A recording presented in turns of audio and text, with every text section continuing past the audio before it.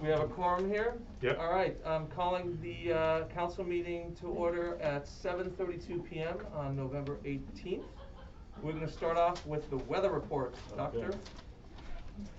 All right. Come up here, that's Yeah, right. come on here. Hey, good evening, everybody. Yeah, there we go. We Okay. have multiple angles for Yes. us. As You're of good. 7:30 p.m., a cold front, a strong cold front, has moved through the metropolitan area. And our temperature highs today were in the mid-70s. Tomorrow, they'll be struggling to get out of the 40s. Wow. It's going to be very blustery tomorrow. The weekend looks good. 50 on Saturday and mid-50s on Sunday. Rain Monday, and then it looks like things are going to clear up and be pretty chilly here for the Thanksgiving for people. The getaway day on Wednesday and Thanksgiving Day itself. So it looks good actually for the rest of the month of November going into December. But 70s, I don't know when we'll see that again. April. Thank you for the bad news. It could wait. I mean, we've had them in January and February before, but don't count on it. All right, thank you so much. You're welcome. I should have brought a coat for the walk home. You have a short hike. That's true. Andrew, you walked up here faster than I drove. Yeah, that's right, that's right. All right, thank you, Keith. Next opportunity for the council to hear from residents. So if you want to raise your hand, either virtually or if you're on camera, show us your hands, and Niles will pick the person who, there we go, Right. and Lynn? unmute you. Okay. Yep, Lynn's unmuted. Go ahead, Lynn. Hi, you can hear me? Yep. Okay, I was hoping to suggest that, some sort of policy, a mandate, an obligation, requirement be set up that, in the future, when committee members have been assigned, initially, that, that there be a requirement that within 1 week, they have their first meeting. If say in a situation like this year, where there's 3 standing committees, and all the new people were announced at the same time, that the election committee meets in the first week after that, the ethics committee meets in the second week after that, and the community engagement committee meets within the third week. That way, it wouldn't be a tsunami like it was this year, where I think Niles was sort of under the 8 ball, behind the 8 ball, trying to get all this stuff going at the same time. I don't know if there's any policy with regard to the village on this, but if you could work toward having that established, it is particularly important for the election committee because of the time restraints and obligations that are legally set up by law for them. And so if you can work toward that and get it done, and make everybody happy, salute all the laws and regulations that are out there, I think we would all benefit from it. Okay, thank you. That's that suggestion. Okay. Thank you. I appreciate that suggestion. I don't know if there's a formal mechanism, but we all want to expedite always, and we had 5 people on these committees, and 5 schedules to deal with taking oaths of office and getting started as soon as possible. No question, election took a bit longer, but under Peter's chairmanship, I think in 3 short weeks they made quite a bit of progress at 2.5+ hours each time, which I think got us pretty far along the process. So, but that's a point well taken, Lynn, and we'll look at that. I'll agree that Peter has done a great job of considering the late start that he had, but the time that was lost, that experience should not be had in the future. It seems like there could be something in place where there are guidelines that have to be followed, and so that that time is not lost, especially for the election committee. And then for the other committees, that time was also lost, and it basically cuts short the amount of time that they can effectively work to do whatever they're supposed to be doing within the period of their term. Lynn, In this this year, I they think we can put in a recommendation like that into the committee guidelines that I'm working on right now. I think that would be an excellent place to say that committees should plan on scheduling their first meeting as soon as possible after appointment. So thank you for that idea. We'll put it into the guidelines. The strongest possible way that it could be established, I think would be best. Suggestions to me sound kind of weak. Then the other thing that I talked about at the last meeting, which is a month ago, the potholes on the side of the grocery store are still there. And this guy has been putting this off year after year after year. And if the council could get him to cooperate, that would put a feather in this council's hat, each one of you individually, which in the past, there is no council that has managed to get it done. I'd like to see all of you guys have a feather in your hat for having those potholes filled.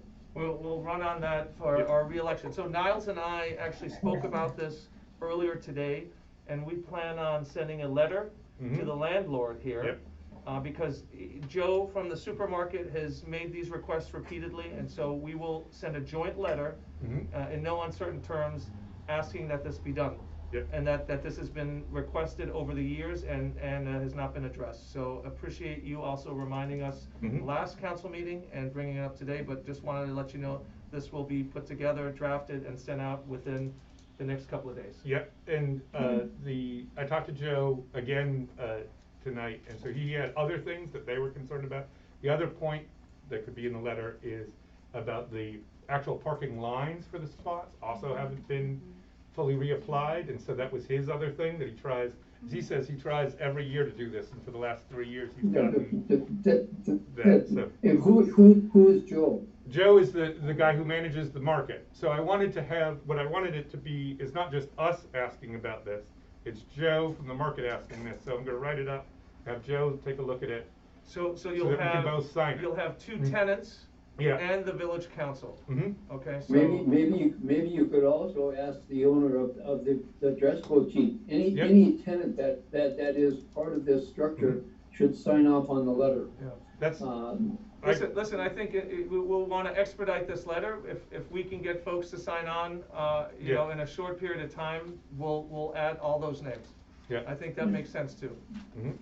I do recall before pandemic, the owner of the property actually appeared at council meetings, and this subject was addressed to him. So this goes back 2 or 3 years. And he's been sitting on this and not doing anything for a long period of time. If the letter doesn't get a response, then maybe we can invite him to a council meeting. We can. Vice, can we issue subpoenas? We do not have subpoenas. Okay, so then we'll just, if he doesn't respond, we will just try and persuade him to join us in person and get the ire of the village residents. But no, in all seriousness, Lynn, we will do this because I've noticed it myself, and it was great for you to remind us. So we'll get the ball rolling here. All right. Thank you very much. Thank you, Lynn. Naomi. I asked her to unmute, so.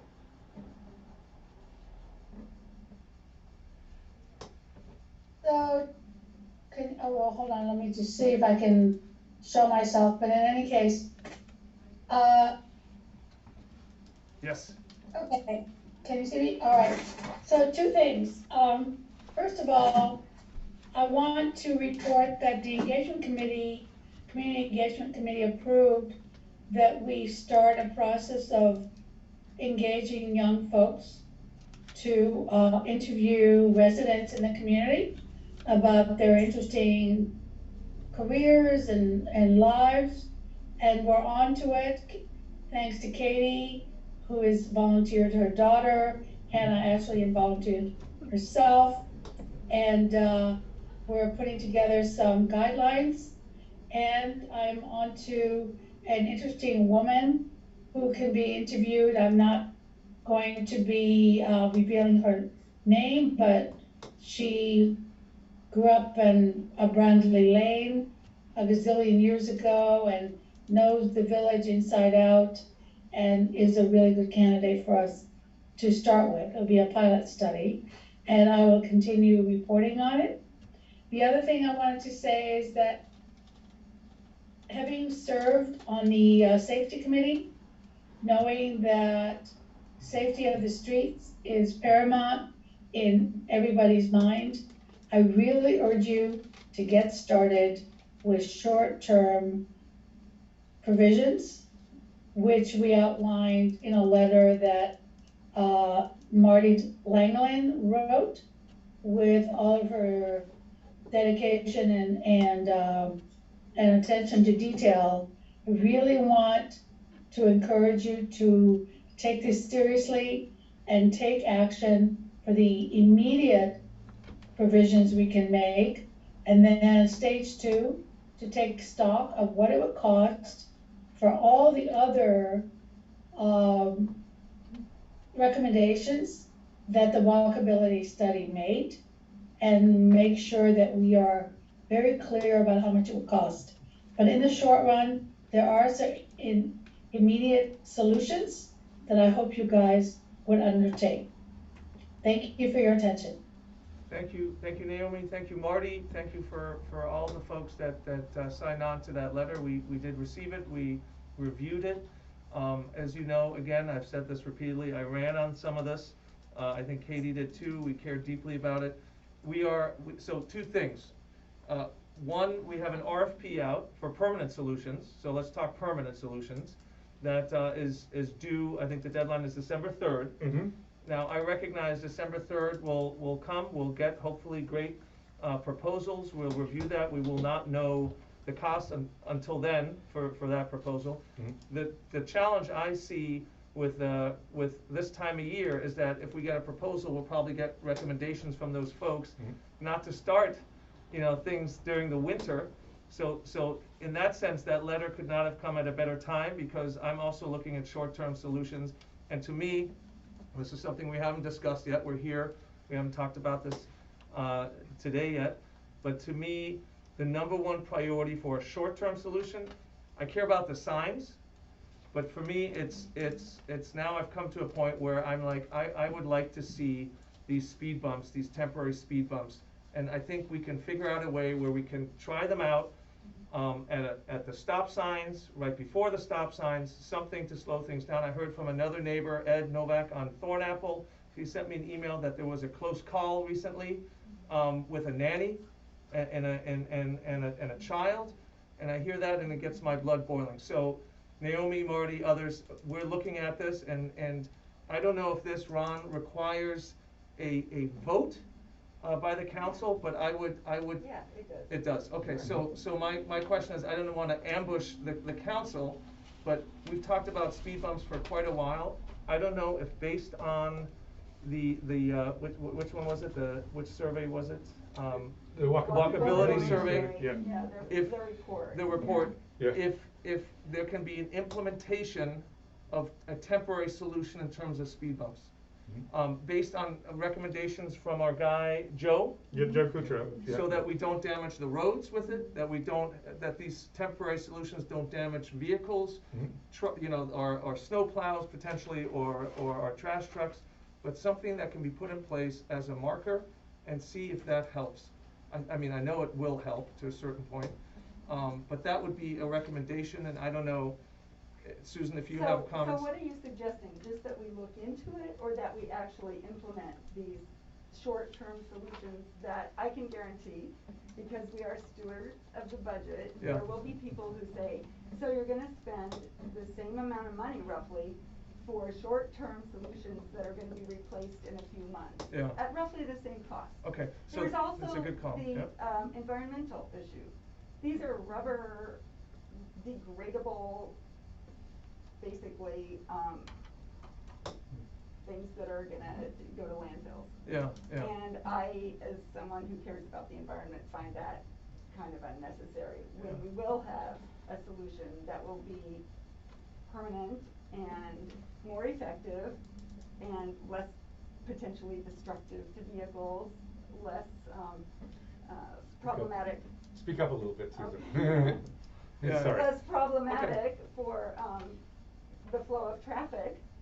I would just prefer to just see if we can do the speed bump, the permanent speed bumps. Good. Yeah, and I would, I wonder if, Niles, if you could just look into it, what's Yeah. available? So I had a And further. also look into, you know, the point of the environmentally sound approach you could do with a temporary solution Mhm. potentially. Yeah, so We there's could a couple. use hay bales. Right. Yeah. Or There- ditch it, Yeah. not Yeah. bumps. So there's a couple of things. I had a further conversation with Joe, but right before the meeting, he called me back and talked through a couple of these things. There are different things we can do. The question is what profile, what profile and design we're looking for. You know, Joe's recommendation is that even if we're gonna do temporary ones, they should be to the same standards as our current ones, so 12 to 15 inches,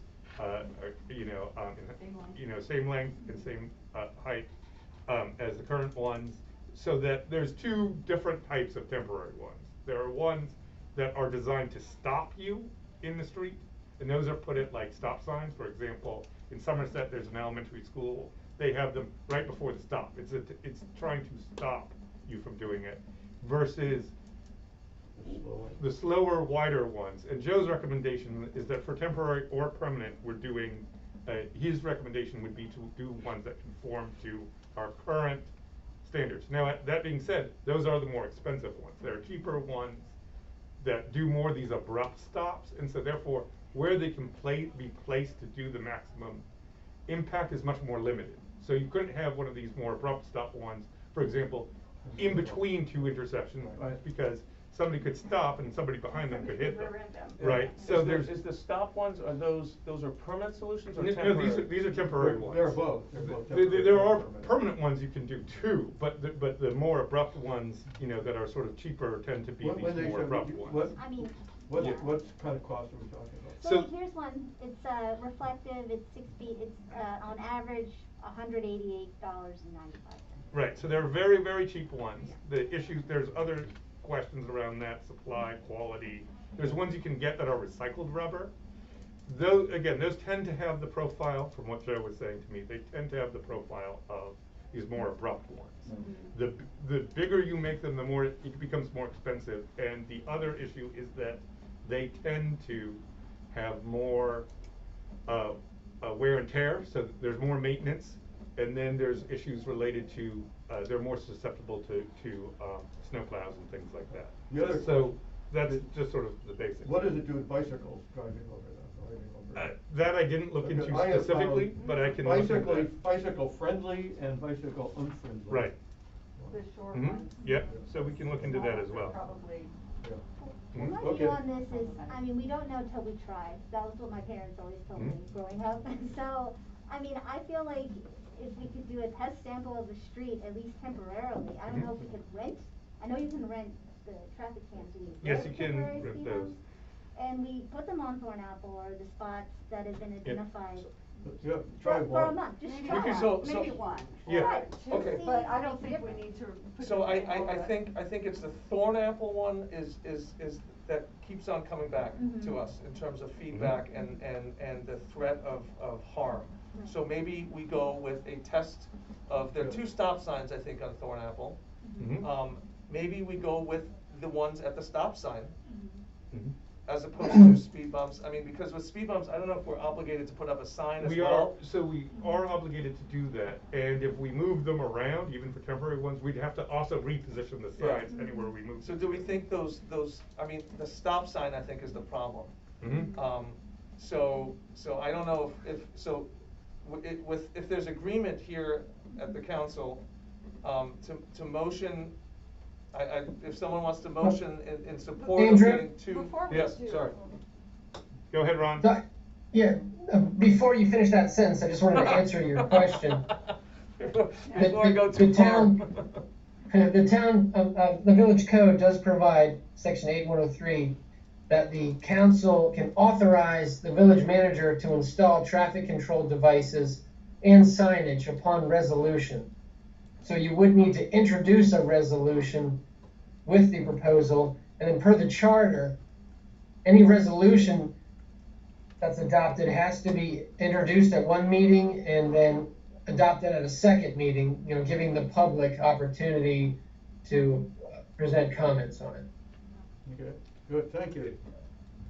Ron, just a quick question, is that for any signage we put up in the village?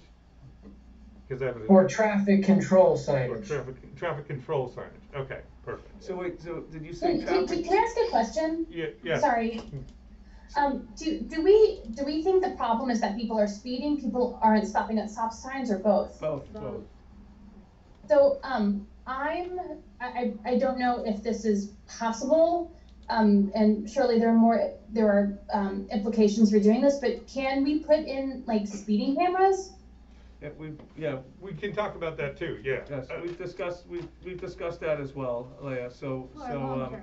pardon? For a long term. Yeah, this is more long-term versus just a short-term, so, you know, in terms of what we've been looking into, but, Ron, my question there was, this is for signage or resolution, or any traffic?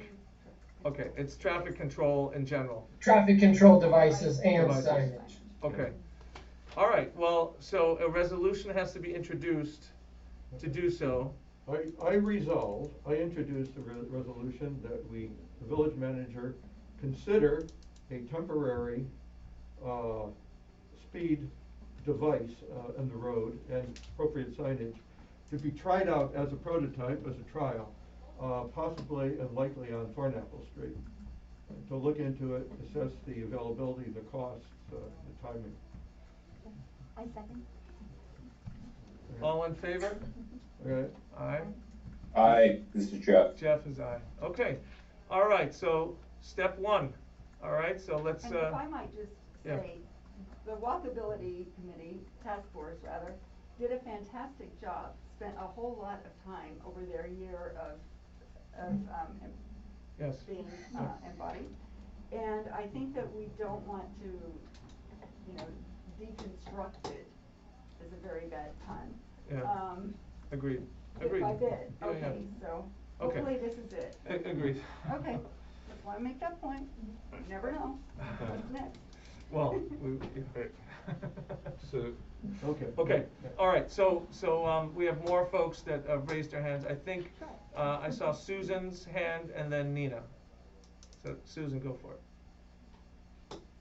Hi, thanks. I really appreciated how the Public Safety Task Force created that survey. I thought it was a really useful survey to get a sense of all various topics that they're dealing with and that residents feel strongly about.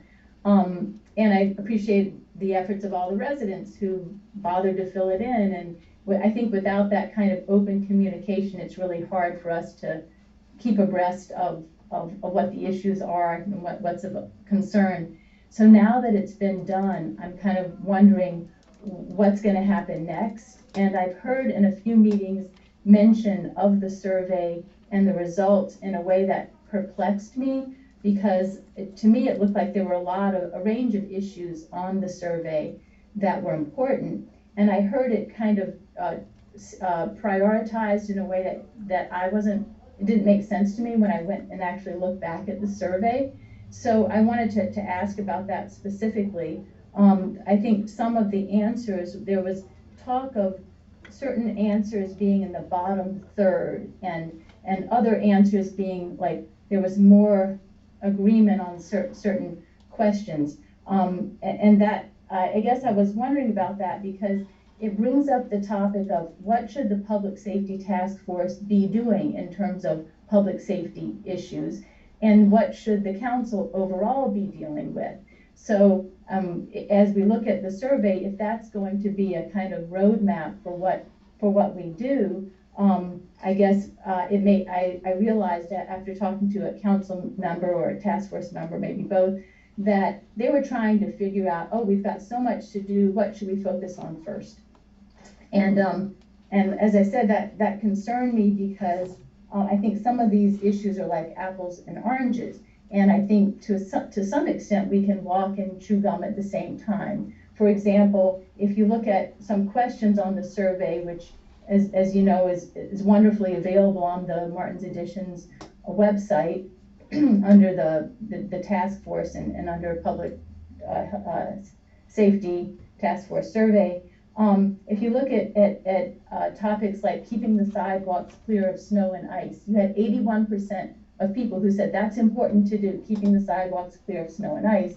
You had 55% of the people supporting outdoor activities and exercise. That's really important to do.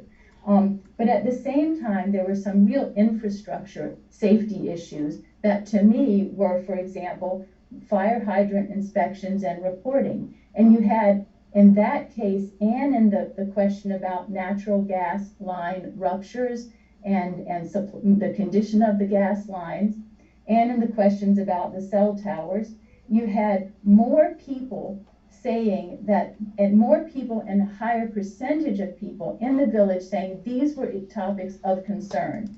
Now, the overall statistic might be, say, on fire hydrants, 38% thinking that's an issue of concern, either agreeing with that or seriously agreeing it, 15% not. And on the natural gas supply lines and ruptures, 39% agreeing that's a concern, 14% that it's not. But still, in both instances, there's a lot more people in numbers and in percentages who say that's a concern.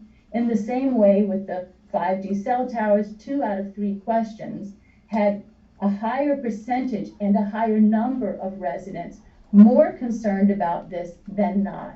So on all 3 of those issues, I think those are kind of really critical public safety kinds of issues that should remain on the radar in some way. Now, if you choose not to deal with them in the form of this task force, but rather have the manager or assistant manager of the village or the council itself deal with it, that's you all obviously can make those decisions.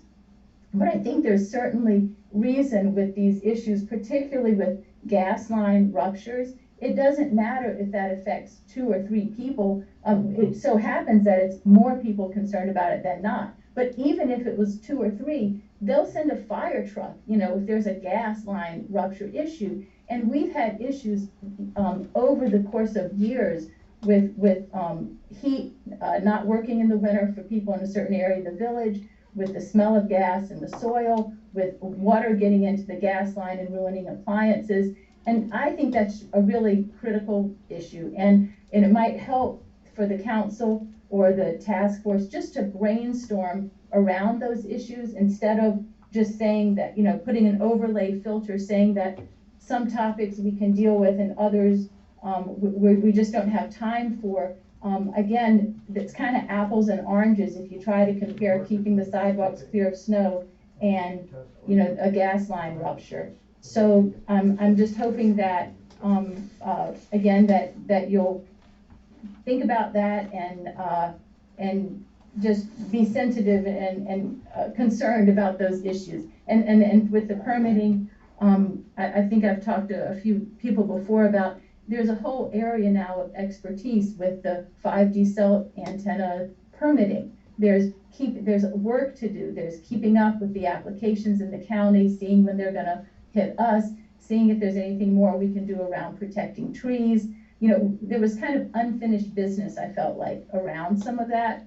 And maybe we could just have, if you don't want to have a task force or a committee related to this as a public safety issue, maybe there could be forums. Maybe there could be, getting Washington Gas in or WSSC or somebody from the county around the permitting stuff or attorneys, Ron Bolt or other attorneys to answer questions. But I think there are really important issues that should be dealt with and that need to stay on our radar. Okay. Thank you. Thank you, Susan. Susan, just to reply to that, we actually have been listening to you. And Niles and I have been looking into some of these issues, and I think Niles can say something about some of that. And we talked and Susan had called me and we talked a little bit about some of these things, but looking into with WSSC and Washington Gas, I always try to push them to give me more and more information, and we're trying to develop on that in terms of what's going on, how we can plan out. WSSC is going to be doing a project on Brookville Road in the coming months. So I have a meeting with them December 1st to go over that, so. You mentioned the higher, they have inspected the Yeah, hydrant. they've inspected the hydrants, we have the list of dates up through the ones that have been conducted in 2021. Washington Gas, I'm pushing, they're the harder ones to get involved, they're people. They're recalcitrant. Right, but I also have, reached out to them and talked about, trying to get some information more about what they're planning to do next, as well as where we are on some projects, in the village where they have put the markers down, but they haven't told us yet when they're doing it And the getting this 5G, work the out. 5G lawyer. And then the 5G stuff, as we sort of talked before, we have, of course, the attorney that we contracted with. He's doing some work. He's already done some work on the ordinance. He has a couple of questions that I'm going to talk to Ron about. I was just talking to him actually earlier today. And so we can have more information of that in the next couple of meetings of exactly what he talked about and what the recommendations are there to tweak some things with our ordinance and do that kind of stuff. Okay. So those are sort of the three updates there. Okay, thank you now. And Yeah, go ahead. I think it would be good if there was some also just sort of openness about maybe allowing some residents, say the residents most impacted about the gas lines. Mhm. If there could be some, I don't know, open channel of communication between them and you, and likewise for those of us very concerned, Mhm. ADA concerns about the cell antenna, environmental concerns, et cetera, to be able to talk about, you know, some wording we might have seen, or just, you know, just to find out what are the topics you're talking Right. about, because a lot of them have been interesting. What But thank you. Yeah, no, that all sounds good, so we can talk about that more. Thank you, Susan, as And always. this is Jeff here. I just wanted to chime in really quickly. First of all, Susan, I really appreciate your comments, and Arthur and Niles also just filling in some of the blanks. But I think we recognize that the safety task force will be presenting, and having been a part of that, real privilege to have been a part of that, they've done a fantastic job, and I think they'll share a bit more about their insights in terms of both the methods and the findings. But Susan, couldn't agree more in that information. You know, this is one source, and I think the task force was granted an extension to look into certain things. But also, I love the idea of a forum, and I know that I've raised this in the past, and I think the idea of having forums, maybe this is the long-term strategy. If we don't stand this up as a permanent committee, the idea that we will continue to have timely forums on topics that either address public safety or are mission critical. So I would like to see that, perhaps in the near term. So I just want to say thanks, Susan. All right, let's go to Nina and then Marty. Do you want, did Ron have something to say on Oh, that Ron, topic? sorry, you leaned in, Ron. Was there something related to this subject? Yeah, sorry, just to backtrack, I need to amend my advice so that the 30-day layover applies to regulatory devices and signage. And I was just thinking about that a little more, and a speed hump probably isn't regulatory, and so if you wanted to adopt it tonight, you could. That said, I think it's still, either way would be fine, but you may still consider laying it over, because it might be something the public wants to comment on before you take that action. That's give you time to do some Yeah. research. Mm-hmm. Okay, thank you, Ron. Yep. Nina and then Marty.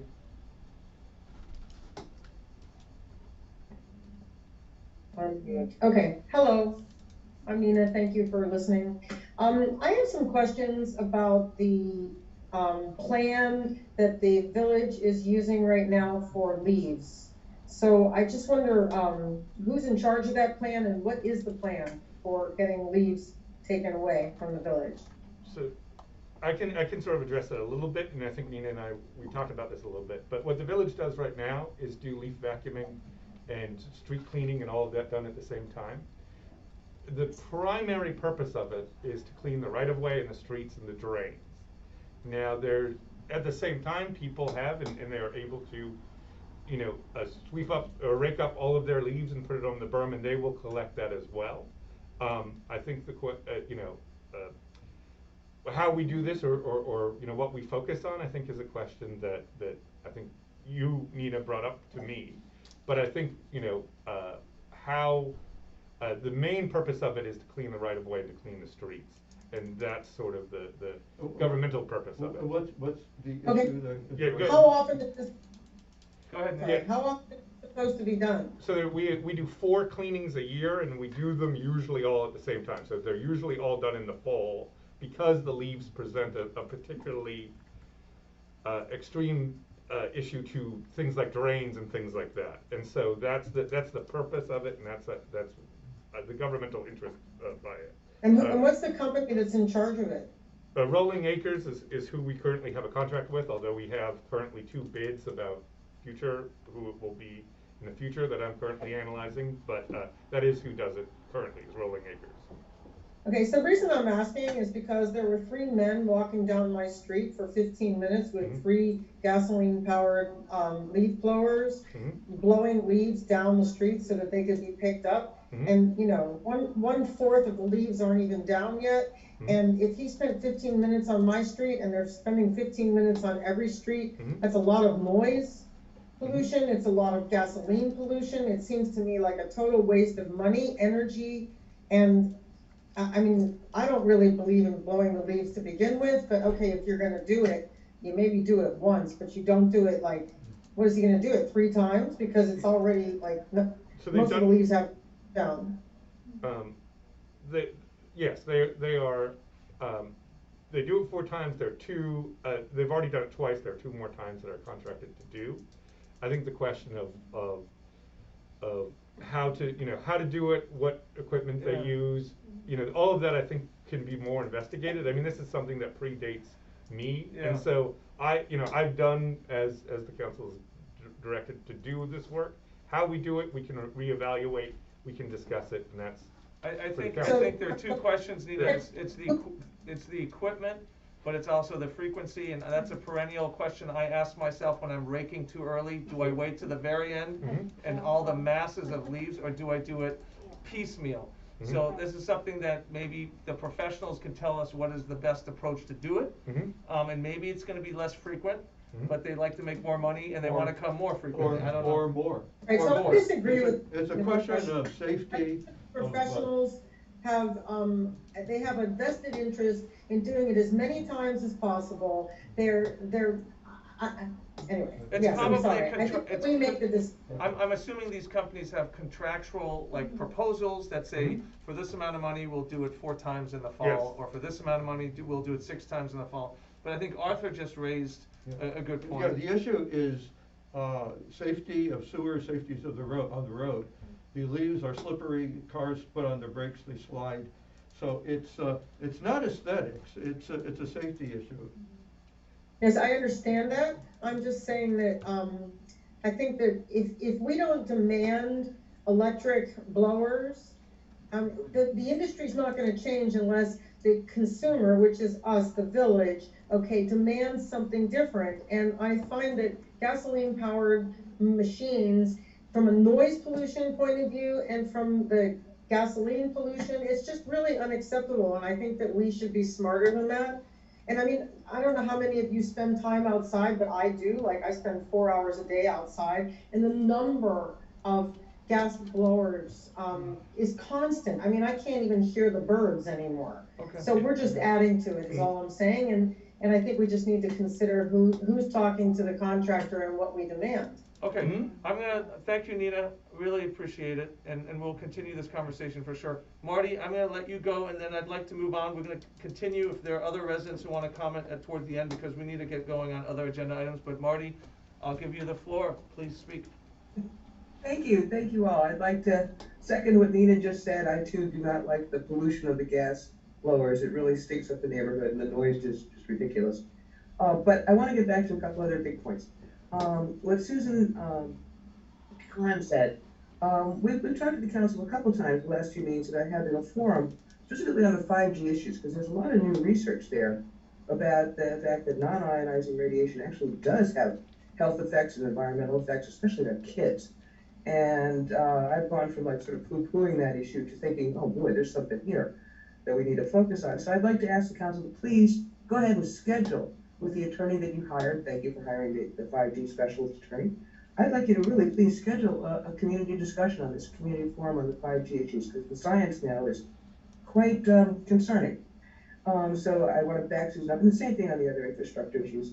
I don't know if Larry Watson's here tonight, but he has certainly bent my ear about the gas lines leaking. Chestnut Street twice has had gas line ruptures from developers, and the water in the gas lines is a huge problem. The business about the other sort of infrastructure issues, like Niles, I mean, I've asked a couple times before about what exactly does the water company, do WSSC, do when they quote inspect, unquote, a meter? Because there's an inspection that, like, you know, really is thorough, that tests your water pressure, if you turn on the fire hydrant next down to it, you know, what happens?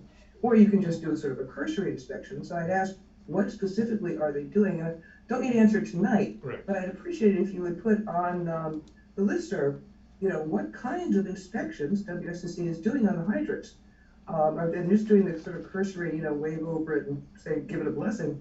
That's not good enough. It really needs to be the kind of full, like, building inspector level kind of hydrant inspection. So please answer that question, but not tonight, because I know it's detailed. Then I want to go back, and again, I'm being very brief here, to the letter that a group of residents sent to the council. And I want to thank Andrew and the other council members for responding, because we really do need those temporary speed bumps, especially on Thornapple, probably on Taylor and 10 other streets too. But thank you for doing those as fast as you can. And Susan, I'm an environmentalist too, so I want to tell you there are recycled versions available. You can rent them, you don't have to buy them. We also in that letter listed 4 other things that could be done very quickly, and I would like the council to consider taking quick action on them as well. It's sort of a fast action project with 5 elements. First was temporary speed bumps, and thank you. I think it makes sense to get data on the residents' feedback about the temporary speed bumps while you're determining, you know, the more permanent ones. But the other issues involve these simple things like painting the crosswalks at all intersections, especially on the streets that have heavy through traffic. I believe there may even be money from the county from that Vision Zero Stop Pedestrian Fatalities project to paint crosswalks. So we might not even have to use our own budget, although we have plenty in ours. But please paint the crosswalks at those intersections, especially now it's dark at night. Those crosswalks should be painted in bright white reflective paint. We talked about in that letter adding increased police ticketing at the stop signs. That's something that the council could do tonight. You could decide that you want to increase the police contract that we have in present already to have them be at stop signs, I would say especially 5, 6 p.m. in the evening. It's dark, you've got kids out, and people are blowing through the stop signs. Again, I know Thornapple best, but people blow through stop signs on Taylor as well. And the other thing that they asked for in that letter was having those, you know, light up speed monitors. I mean, you can rent those, you don't have to buy them, although I guess they're not that expensive to buy, where it says, you know, you're going 35 miles an hour and our speed limit is 25, that light up in red that say, you know, you're doing 40 on Taylor Street. We have late night speeders on Taylor Street, mostly late at night there. But I think those light up speed monitors help slow people down too, because it flashes in your face that you're going 10 miles over the speed limit. So I would like you to do that. That's something that can be done very quickly. And last but by no means least, the data we have from the last traffic survey goes back, I believe, to 2017. And there's been a lot of changes in the traffic, especially since the pandemic. We have a whole lot more trucks, I know, at least up here in the north end, and I'm sure it's true in the south end as well. I think that the council really would be prudent to have a new traffic survey done. It doesn't need to take very long. We have traffic engineers who can do it already, you know, on our contracts. And I'd like the council to have that more recent data before you make decisions about the more expensive permanent things, whether it's permanent speed humps or permanent rumble strips or any other permanent paving changes. Those are pretty expensive changes. And before we do that, we really ought to have a current up-to-date traffic survey that gives us current data on the traffic volume, the speeds, and the types of traffic, like the increase in trucks. So again, the 4 elements are temporary speed humps, paint all the crosswalks, add the increased police ticketing at the stop signs, add those temporary movable speed monitors that tell you how fast you're going at the key streets, and those can be moved around to different streets. And do the updated SAR traffic survey. And I think that we have resources in the village like Gene Sperling, who can do this, has done all of these things in the past, and could probably help Niles do them pretty efficiently. I mean, Niles, I appreciate your workload, but it is possible to do all 5 of these elements pretty quickly, particularly if the council asks Gene to take on a special safety expediter assignment to do them. And I suggest we use our resources well, and maybe include Gene to help expedite those 5 elements, because the faster we do those, the sooner we have it. And as our letter said, You know, we're really concerned about safety in the dark this winter, and all it takes is one car and one kid. So I want to really thank the council for getting on this, and all 5 elements. Thank you very much, especially for the temporary speed bumps. I appreciate that more than I can say. Thanks. That's it. Thank you. Thanks, Marty. You know, the one thing I thought about just now is Officer Mike is parked here. Yep. I wonder if we can have him park at is it Chestnut and Thornapple. And Thornapple. Just mix it up a little bit, because that seems to be the trickiest portion. Anyway, Okay. Marty, again, we'll take this all into consideration. We thank you, Naomi, Lynn, others, for sending us that letter. I'm gonna move on here to the building administrator's report. Okay. Doug, you on? Here, he's trying to do, okay. Hi, good evening. Good evening. All right, hi. Yes, Go ahead, Doug. you ready? Yep, yes. Okay. At 3506 Bradley Lane, the demolition building permit application was submitted to the village office. A new resident information meeting was held on November 3rd, and I believe only one adjoining property owner attended. Plans are currently under review at the county and also by the village staff. At 7200 Chestnut Street, the applicant has applied for a village building permit to construct in addition to the west side of the existing house. The house construction has been completed. The residents have moved into the new home. The contractor still needs to come back and remove the temporary gravel construction driveway on Taylor and install the new driveway per the plans. Once that driveway is installed, the village can begin closing out that building permit. At 7200 Belfield, the new house has been completed, the residents have moved in, and this week the staff conducted a final visit at the site and recommending that the village close that building permit because the work is completed per the construction drawings. At 163 Quincy Street, the applicant has received a permit to add a parking pad adjacent to the driveway, and that work is underway. And that concludes my report. Are there any questions? No questions. Thank you, Doug. Thank you, Doug. Doug, I have a question. This is Marty again. Do you know, were you involved at all in that business about digging that big hole at Taylor and Delfield where they put in some kind of water tank? Oh, that was the Is that county, Marty, that was the county. It wasn't a water tank, it was a new sewer inlet. It was just to, they put up, I wanna say, Doug can remind me, but it was something like a 24-inch sewer pipe to connect it to the existing line. Is this what Larry asked about? Yes. Yes, so I discussed this with Larry, that I don't know which resident thought it was a tank, but it wasn't, like, it was not a storage tank, or whatever the term was. And the county came back after this concern was raised to inspect it again to make sure that the work was done properly, so they signed off on it twice for us. So there's that as well. Okay. Thank you, Niles. Did they let you know before they brought the backhoe in to dig up the road? They didn't. The day that they did it, they were telling me that it would be later. In fact, they had put door hangers on the residents' doors that had a different date, and then they showed up. So there was some miscommunication on the county front, and so we weren't able, so this was one of those things where it just ended up happening sort of very quickly, and so then they put up their stuff, the no parking signs and all that stuff that they did. So unfortunately, and I talked to them about it, but we'll deal with that more. Yeah, next time they should let you know. Yes. No. Yep. Thank you. Thank you. I flipped this around because I wanted to give Doug an opportunity to give his report, and didn't know how long the committee updates would be, so that he could have a good night if he didn't want to stay on. So committee updates, we'll start with ethics. Lori? Thanks, Andrew.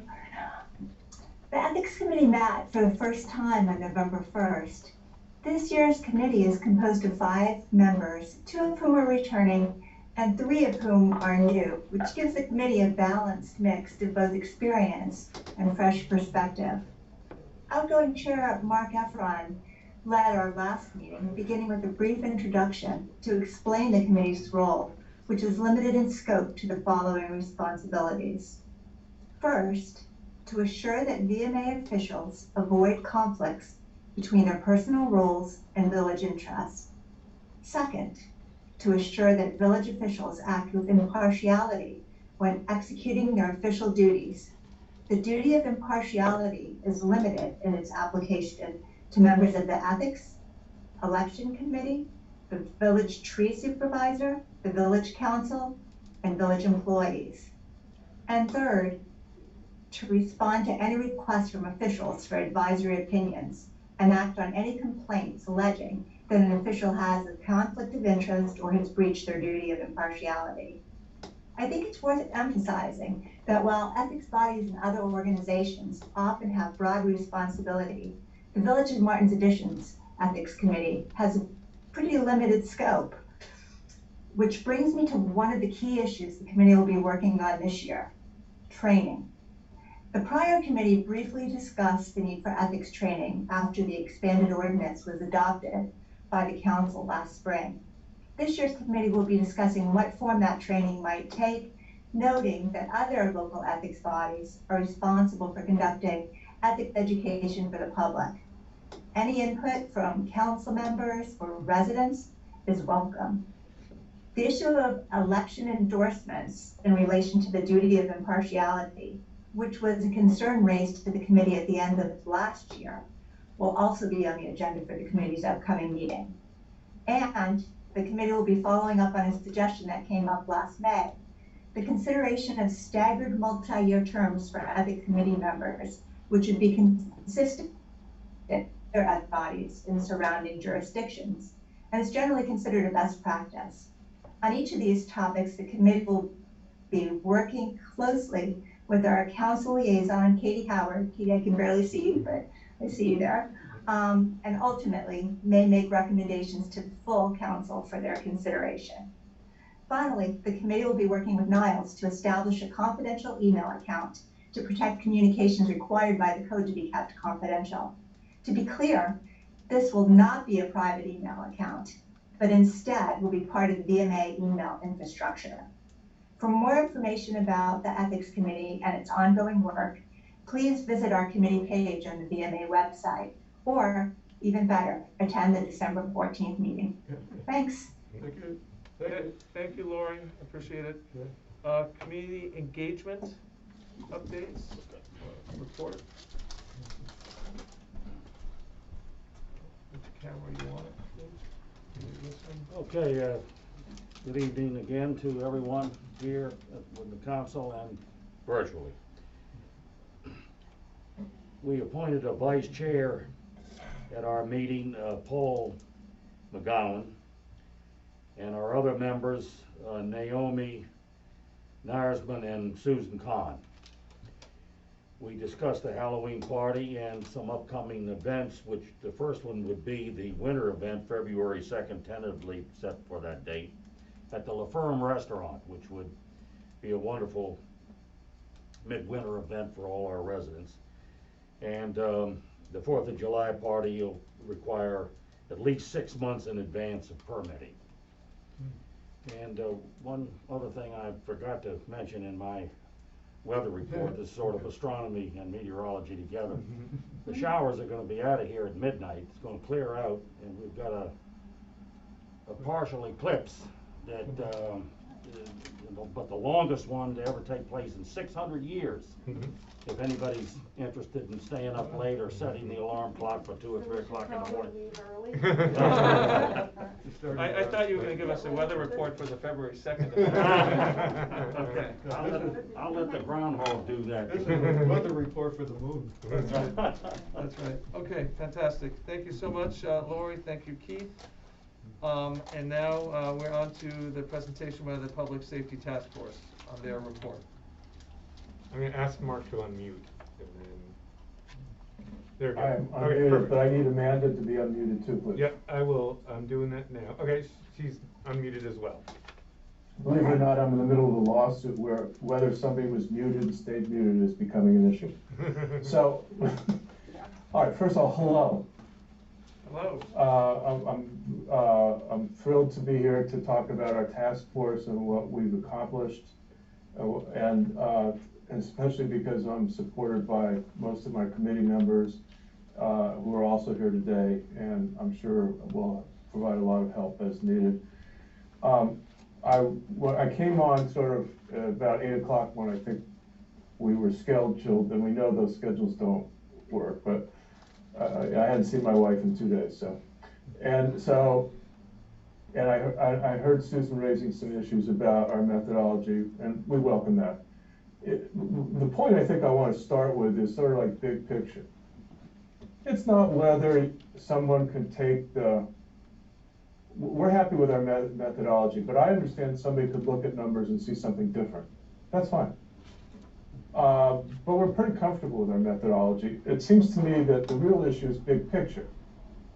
We shouldn't be arguing about methodology.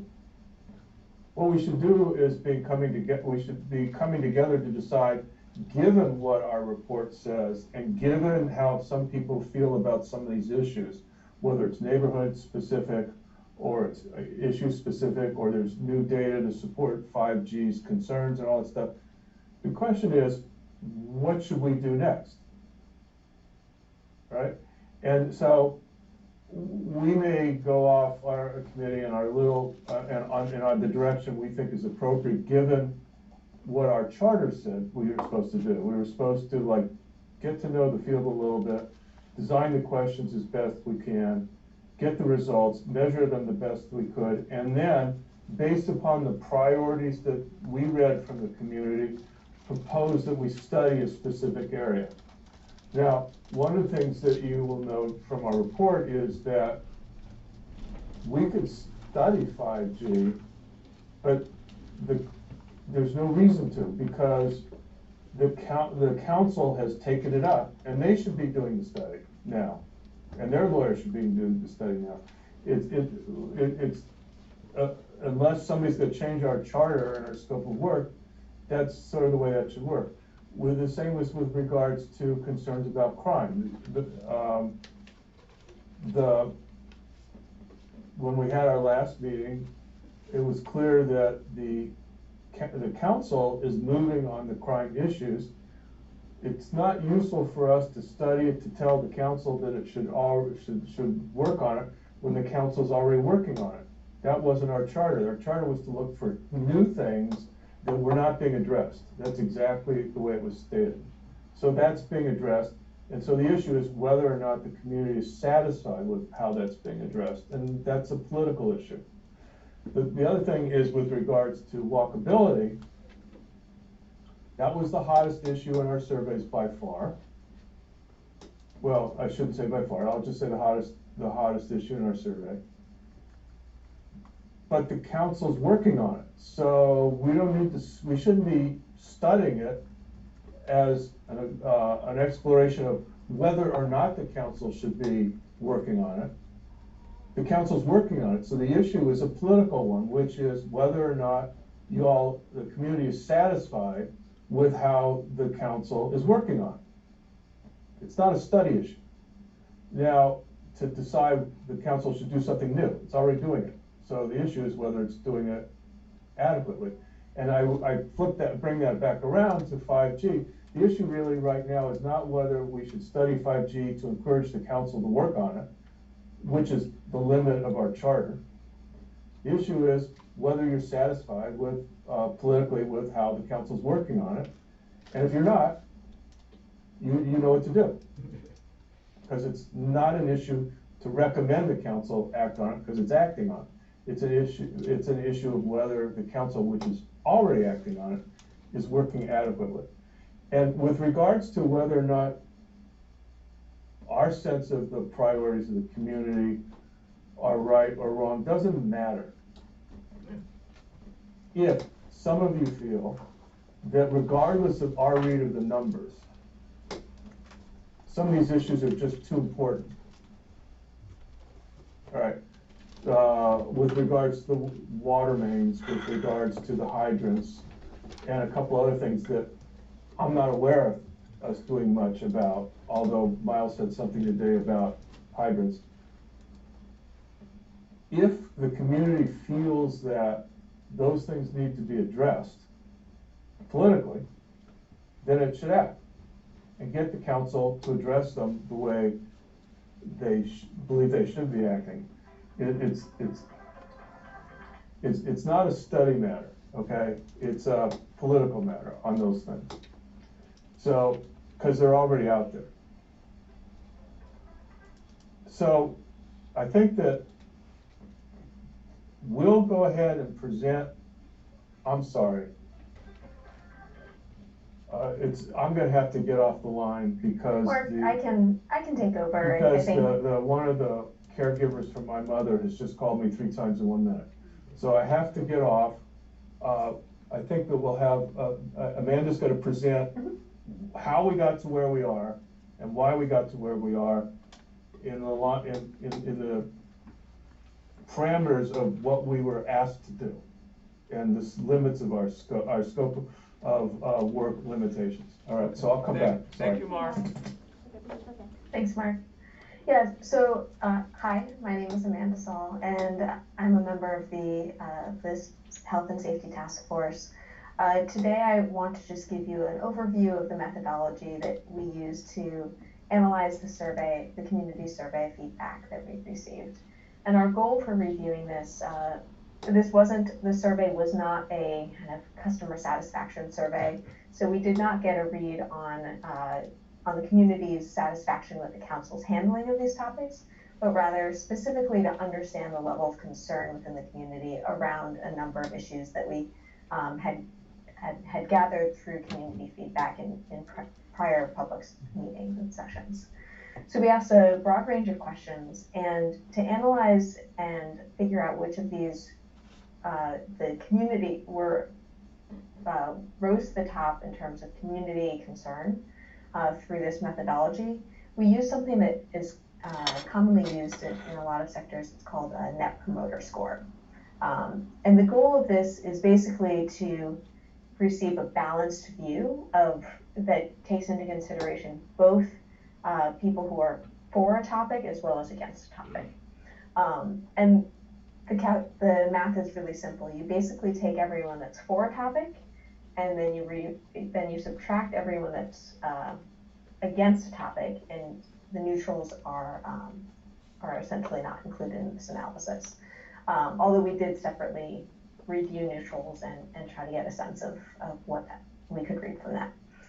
So the Net Promoter Score, in my field where I come from, consumer electronics, you would look for something 50 and above. Like a number of 50 and above is a great indicator that this is something that the majority of the customers that you're talking to are for. And that means they would, when they're talking with people, will say this is something I believe in strongly.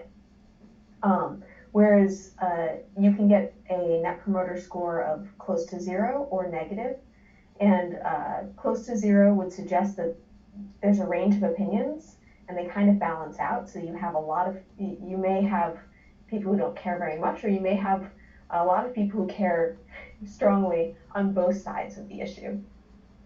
Then of course a negative and Net Promoter Score suggests that most of the people responded negatively to the question. So the majority of our questions were framed around how concerned are you about something? And when we analyzed the results and looked at what topics really rose to the top, what we found is of the top 10 items that were above that NPS of 50, I think there were, I'm just looking now, there were 4 that were associated with walkability and 3 associated with crime. So walkability really clearly came out.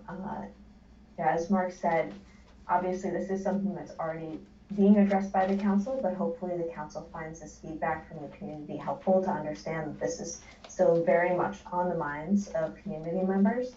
And likewise with crime, people were definitely interested in favor specifically of collecting reports and sharing reports, as well as following up on crimes, working with residents, and facilitating meetings between residents and police.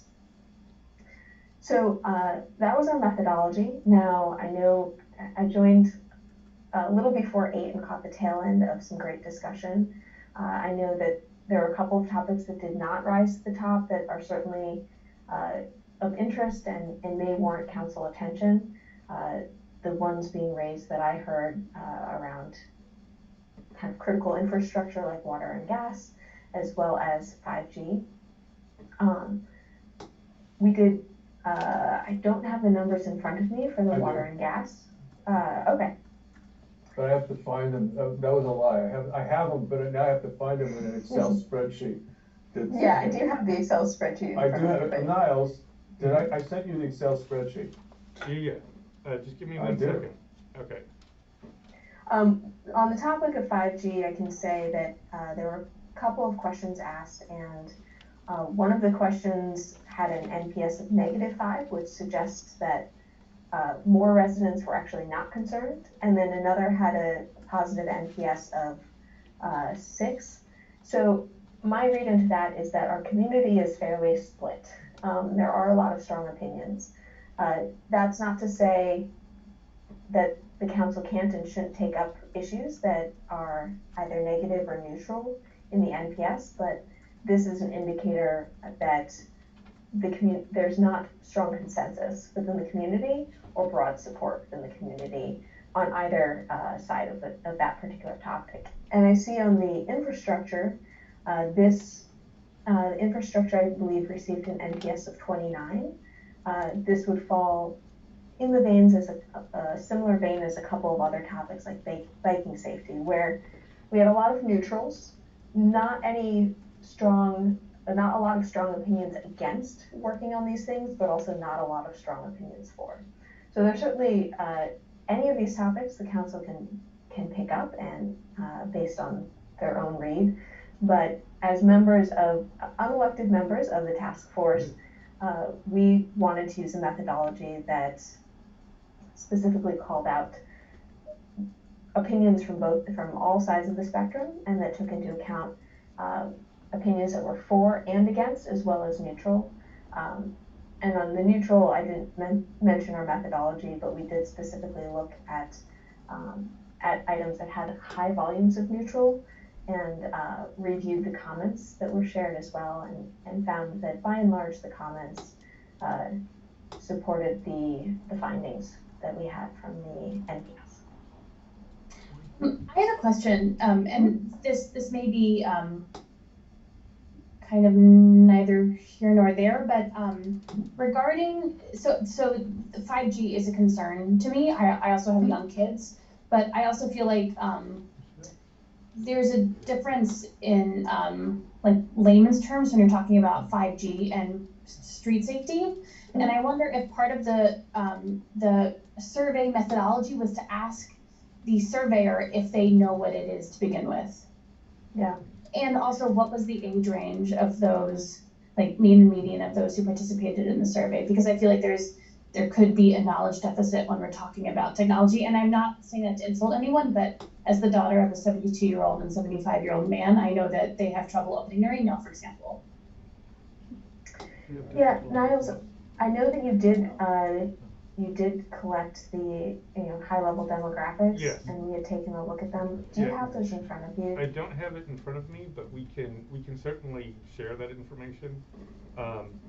We asked people where they sort of fell in the range, and it was a range of from what I remember, it was a range of people from all different sort of age groups, and then we had a range of different where they lived in the village, all of those type of things. So I think that's something that I can provide more data for, but I don't have it right here. So I sort of have a response to that. One of the things that we thought very carefully about, since we were trying to find out a general state of interest, and was that we bent over backwards not to lobby. We didn't think it was appropriate, since we don't know about these subjects, because the deal was do the survey and then study. That's the way it was set up. Since we don't know about them very much, we didn't feel comfortable educating people about something that we were surveying them to decide whether we should educate ourselves. That's why it was set up. Well, I Now, don't, sorry. But the other thing is that we felt that we can't tell people to participate in the survey. We can ask them to participate in the survey. We can't, it's not like we had a charter to go out and find out how many people were 20-year-old and make sure that a same number of people who were 20 years old voted our survey as the same number of 70-year-olds. That wasn't within our charter. If that was our charter, we'd still be working on it. So this was a little bit simplistic. I concede the point. But it gives us guidelines as to the overall response of people who cared enough to participate. And from there, it's not a matter of criticizing the survey. I'll repeat that again. You guys can criticize your survey, but I don't think that's where this conversation belongs. I think this conversation belongs in the subject matter of, okay, given this, what do we want to do going forward? You guys want to do another survey? God bless you. If you want to create, ask the council to create a committee to study something, I'm all for it, and there's a couple committees I would ask to join. But I think that's a more productive discussion than what went wrong with the survey. There's certainly limitations to this survey, and I think, we can't know, unfortunately, based on the way we asked, whether people felt educated or knowledgeable about this or some of the other topics raised. So certainly that's something I'd encourage the council to take into account as you're figuring out how to best use this information.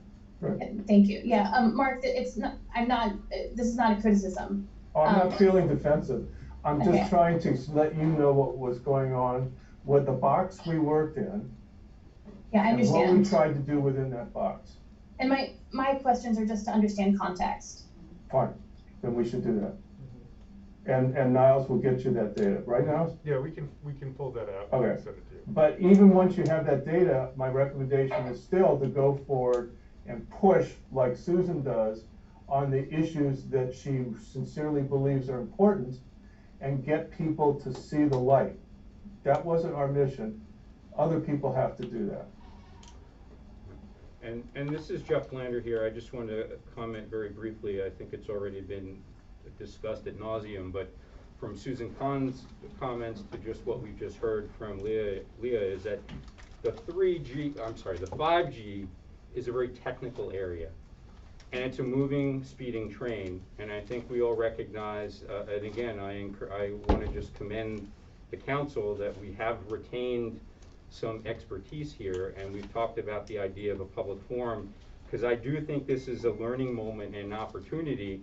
I think there is concern about the fact that the county has moved forward in certain regards, and there's still a lot of void in terms of what does that actually mean in terms of health, how much of that is really truly an issue that we need to be worried about, or how much of that is just something that, quite frankly, it's because we don't know enough about it. So again, I think there's very tangible, specific ways the council is going forward, that the task force has done its job. We found out that this is a concern, and I think that there are very actionable things going forward. So I just put it out there. Thanks. Well, I think I need to respond to that if you don't mind. Of course. What we found is the community is split based on the people who showed enough interest to vote. That's what we found. And in fact, there was a lot more support for doing other things than 5G. I'm actually concerned about 5G. But the little study we did, the little pre-study we did to try to find the literature wasn't particularly helpful to add into our questions. But we also felt that our questions should not advocate. That's a different deal. Proselytizing is a different deal. This is supposed to be a neutral thing. And so now I'm hearing new data about 5G, so then I'm going to go want to find that data for myself personally. But bottom line for me is that Martin's addition is not going to affect the county, what the county does about 5G, unless it's aligned with a whole bunch of other towns that feel the same way. We can't do this ourselves. If you guys want to do 5G, get the council going, do your lawyer, and that's fine. But you guys got to join a group of cities that feel the same way and have the political clout to make something happen. Yeah, and even so, you know, we put out a letter expressing our concern with other jurisdictions, you know, town of Chevy Chase and others, and it didn't change the outcome, of course. But I agree that that's the best way to do it, but it doesn't always work out. All right. Okay. So what else? Who else has a question, please? Okay, Susan, hi. Hi. Thank you, Amanda and Mark, for all that you all have done. I know it's a lot of work. I think just in relation to the stacking, this methodology of how many people were concerned, I'm still hearing generalizations about more residents when it came to the 5G questions were not concerned. I mean, I think I heard that. And again, there are 3 questions, 20, 21, and 22. And 2 of those questions, the numbers and the percentages show that there are more people in the village concerned about these. And I hear a false equivalence of, well, some people think this way and some people think that, so we can't really deal with, it's sort of a dismissive, some people think this, some people that, it's, you know, we can't deal with that. We're walking into the middle of a, you know, a pie fight. It's not true. Look at the numbers. Actually, look at the numbers for 41% versus 35, 45% versus 31%. Look at the absolute numbers, and you will see that there are more people on 2 of those 3 questions. And then the 3rd question, where it was closer, it's more close than the other ones are further apart. So I think that whatever's happening with your methodology, I don't know, but if you want to ultimately find out what are the things of most concern out of these overall topics that our survey asked, I think an appropriate question could be in the future, for example, residents. Please rank the following topics in order of greatest importance for you to be dealt with by our village. And that would bring that. But I think that there's kind of this overlay that's dismissing these based on an apples and oranges analogy, which is, you know, more people want to do walkability within those questions, but within each question, there's still more residents concerned about this than not. And I think there's basically a lot of history around this that not all of us are familiar with, but I'm not in the least interested in the study part. Mark, I appreciate that for you all, maybe that was sort of like, that would be what would happen after a survey. We've studied it. We have a permitting procedure, and I'm laser focused on what it says in the document that is the permitting procedure for a telecom. And there are ways that we can make that in line with this city or that city, or protecting trees. Health is not the only issue. It is not at all. I mean, there's the trees, there's the aesthetics, there's safety, there's fires, there's falls of these things, there's labeling on them, there's knowing a registry of who owns what, you know, there's doing the work of following the applications, which no one is doing. There's informing our community that the ZTA actually passed at the county level, which people don't even realize. You know, there's all this stuff, you know, there's a lot of work that we can do that's kind of, people have been talking about for a while. Anyway, I don't know exactly where I'm going with that, except that Been there. I don't think we can just write it off. I mean, I don't think we can just dismissively say, okay, we don't have to have this on our radar now because some people think this and some people think that. This is a new technology that is in our midst, and it behooves us to have someone within our village, whether it's a task force, a committee, you know, as I said before, the council or our managers, somebody keeping up with this in a way to kind of inform us about it. And that's all. If I could, thank you, Susan. If I could briefly respond, I'm sorry if it felt, if the way that I presented that felt dismissive. That certainly wasn't my intent. Just to have some precision, you are right. 2 of the 3 questions had a positive net promoter score, just so that others have who don't have the stats in front of them, I'll share. There were 3 questions, as Susan mentioned. One had a negative NPS of -5, one had an NPS of +6, and the third had an NPS of +14. So certainly there was a split, with a slight bent positive. When we looked at analyzed comments, there were 6 comments provided that were pro 5G and 5 that were negative. On the basis of that, we in the task force are not recommending that we further study this because, as non-elected members, we think it's appropriate for us to focus on things either asked for specifically by a large, more consensus format, or asked for specifically by the council, but that doesn't preclude the council looking at this or any other topic. That was just the way that we wanted to maintain kind of a balanced approach given our unelected status. May I jump in for just 1 minute? Thank you, Amanda and Mark and Susan. Let's just have a forum on this where everybody can get up to speed on it. Susan, I take your points about information being shared, and I am just seconding, informally seconding Jeff's request for a forum on 5G where we can share this information. And thank you for everybody being open to it. Because like I said, my look at the data is that, there is something here to be worried about on the cell phone towers. So thank you. Let's just do a 5G forum and move on.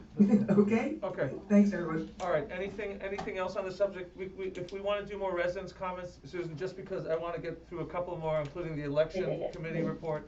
Mark, Amanda, anything else to add? Really appreciate all the hard work that's gone into this.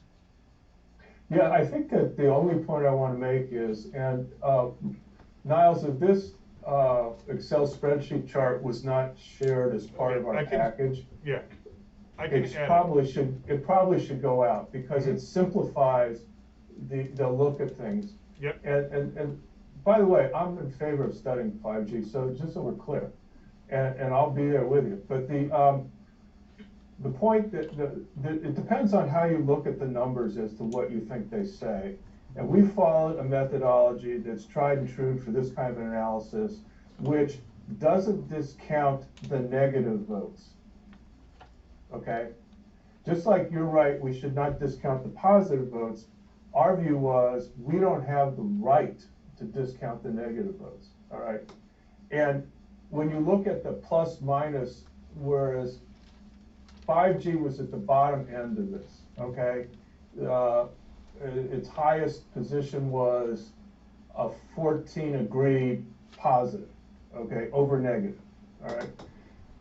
And like I said, we're not going to discount negative. We're just not comfortable to it. But when you get to aging in place, you have a 55 vote spread positive. And when you get to crime and walkability, you range from a 66% a 66 vote positive result to improving walk safety, which had a 78 vote positive spread.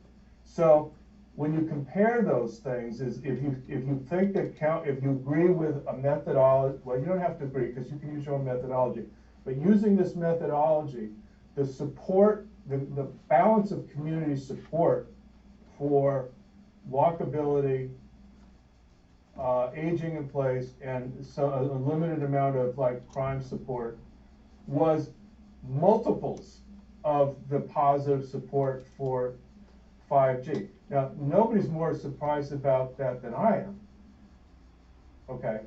But it is what it is. And I think it is what it is because a lot of people want to bring 5G into their homes. Now, can you change their minds? Sure. Can we change their minds? No. It's a political process that has to be done. And your point, Susan, about not really being interested in further study makes my point, because that's what we were hired to do, decide what to study. That's the task force scope of work. That's as far as we get to take it. And after the study, then we could have done some advocacy. But it just didn't make the threshold on that. So I agree with, how did I just block her name? I'm getting old. I I think if you guys wanna do a public forum on this, do it. If you wanna you wanna use political resources to get the village to do more than it already is doing, do it. But it's not a matter of study, as I think we both agree, for different Mark, reasons. I realize we've used quite a bit of our allotted time, but I did just realize as you were speaking that we buried the lead a little bit in terms of what we have decided that we should study. Did you want to speak to that, or would you like me to? I think we should just mention that. I've talked too much already. Why don't you do it? This is Lynn Wiley. Could I butt in here for a Yeah, second? hold on, Lynn. Let us finish this portion. No, please, this has a direct bearing on the discussion that's going on. Absolutely, Lynn, but let Amanda finish her presentation, and then we'll call on you, okay? Thank you. Okay, I'll be very fast, and Lynn is a member of our task force. So the last thing I wanted to share with the community is that we found there was actually, when we looked at the top 10 areas of high support, walkability and crime were up there. We've passed along some specific recommendations on actions that the village can take on the crime element. Walkability, we feel is we already have a committee, and so it's not our place as the Health and Safety Task Force to address. But there was a third issue that rose kind of to the top here, and that was aging in place, which, if you're not familiar, is the idea of creating a community that is really conducive to people remaining in their homes as they age and encounter different lifestyle needs, supporting people remaining in their communities. So that is a topic that we are going to investigate. We're reaching out to Chevy Chase at Home and some other local organizations to understand if there is a role for the Village of Martin's Additions to support residents and in general support aging in place. Thank you. And Lynn. Thank you. And Lynn, final word on this from a task force member? Yes, it would appear that there's more than one way to interpret the survey, which I think was very clearly demonstrated by Susan. It seems to me that her look and her analysis at the numbers should not be discounted out of hand. I accept Susan to be intelligent, analytic, and fairly accurate in what she says. So I would really appreciate that her interpretation not be set aside. Thank you. Okay. Thank you, Lynn. All right, thanks again. We're moving on to the election committee, and its 2022 election plan and proposed charter amendments presentation. Dr. Khan, the floor is yours. Let me lower my hand since I didn't get a chance to put my 2 cents in on 5G. Good evening, everyone. I'm Peter Khan, Chair of the Election Committee this year. And before I proceed, I want to introduce and thank my fellow committee members who are serving this year with me. Natalie Welly is the Vice Chair of the committee. In addition, our members are Paul Weller, George McAleese, and Leah Kraft. And I have 3 agenda items to discuss briefly tonight. First, we want to introduce the rules and procedures that have been adopted unanimously by the committee for the 2022 election. Second, the committee is proposing several amendments to the village charter that we believe will enhance the ability to run smooth and problem-free elections in the Village of Martin's Additions, not so much this year as in future years. And third, we want to make a request to the council to approve a right for the election committee on occasion to seek legal advice from the village attorney in the event that legal questions arise during the conduct of the election.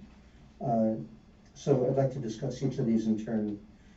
First, the election rules and procedures for 2022. I believe most of you have copies of the rules and procedures that we're presenting. They were in the packet that Niall sent out early this week. And these have been discussed extensively by the members of the election committee. In fact, many on the election committee would say too extensively, and have been approved unanimously by them. And rather than go through the document in detail, let me point out several proposed features of the election that we've laid out. First, it's clear that our plans have drawn extensively on the rules and procedures of committees in prior years. There has sort of evolved a tried and true set of procedures and institutions that we've all come to rely on and that work reasonably well.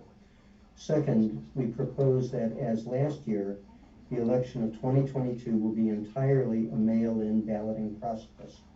This has worked well in the last 2 years and has offered some significant advantages over the in-person balloting of prior years. And at the same time, we want not to abandon the institution of the traditional sidewalk celebration, which we believe is a valued community institution, and we wanted to find a way to integrate that into the election, and I think we've done that. Voters will have a chance to vote by mail and have the alternative to deposit their sealed ballot envelopes into a drop box at the election committee table at the sidewalk celebration, which the committee will then forward to the election service provider in time for the vote counting. Sidewalk event also allows the possibility of safely issuing replacement ballots for those who've lost their ballots or damaged them, and allows new voters in the area to be placed on the voter roll and issued mail-in ballots right there at the sidewalk event and not miss any part of the balloting process. We do recognize that the Postal Service has been suffering occasional extended delays in mail delivery, and we've extended the time before ballot counting, between election day and ballot counting, to ensure plenty of time for ballots to arrive safely at the election service providers' offices. Indeed, we've tried to ensure that there's plenty of time for possible candidates to make the decision to run for office and to complete their documents, for voters to get to know the candidates and for voting to occur. In other words, we've tried to open up the timing of the various events in the election process. And in addition, we've tried to take account of the reality that sometimes good voters make bad ballot affidavits or otherwise make mistakes on their ballot envelopes. We don't want otherwise valid votes to be discarded or discounted because of technical mistakes on an affidavit that has anyway been largely superseded in importance by the use of control numbers on envelopes. And for that reason, we've instituted a procedure to allow envelopes that are not in full conformity with the technical state requirements to be cured prior to ballot counting, to ensure that every valid vote is included in the counting if we possibly can. This does add a few days to the procedures after election day, but we think ensuring that valid votes are not discarded over minor technicalities is sufficiently important that a small delay is well worth it. Election season begins in February. For that reason, it's important that a set of rules and procedures be approved and adopted by the council no later than the January meeting. As I understand it, this in turn means that a final draft must be introduced by the council no later than the December meeting, so that 30 days can elapse before the vote accepting those rules. We are introducing the rules and procedures tonight to give the council time to consider the rules and procedures and make changes as the council deems necessary. And we ask that we begin the process of making comments and suggestions to produce a draft that can be introduced and approved. My second agenda item tonight deals with a number of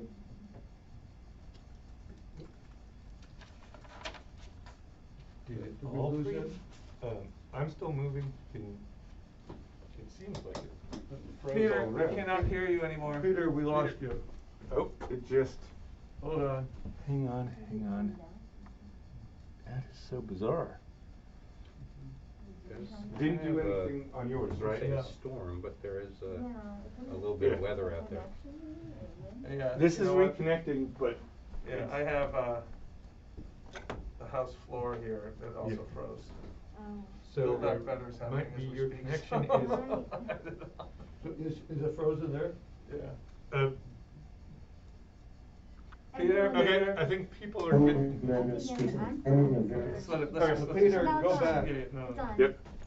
It's moving. Give it a minute. Hang on. it'll reset itself. Yeah.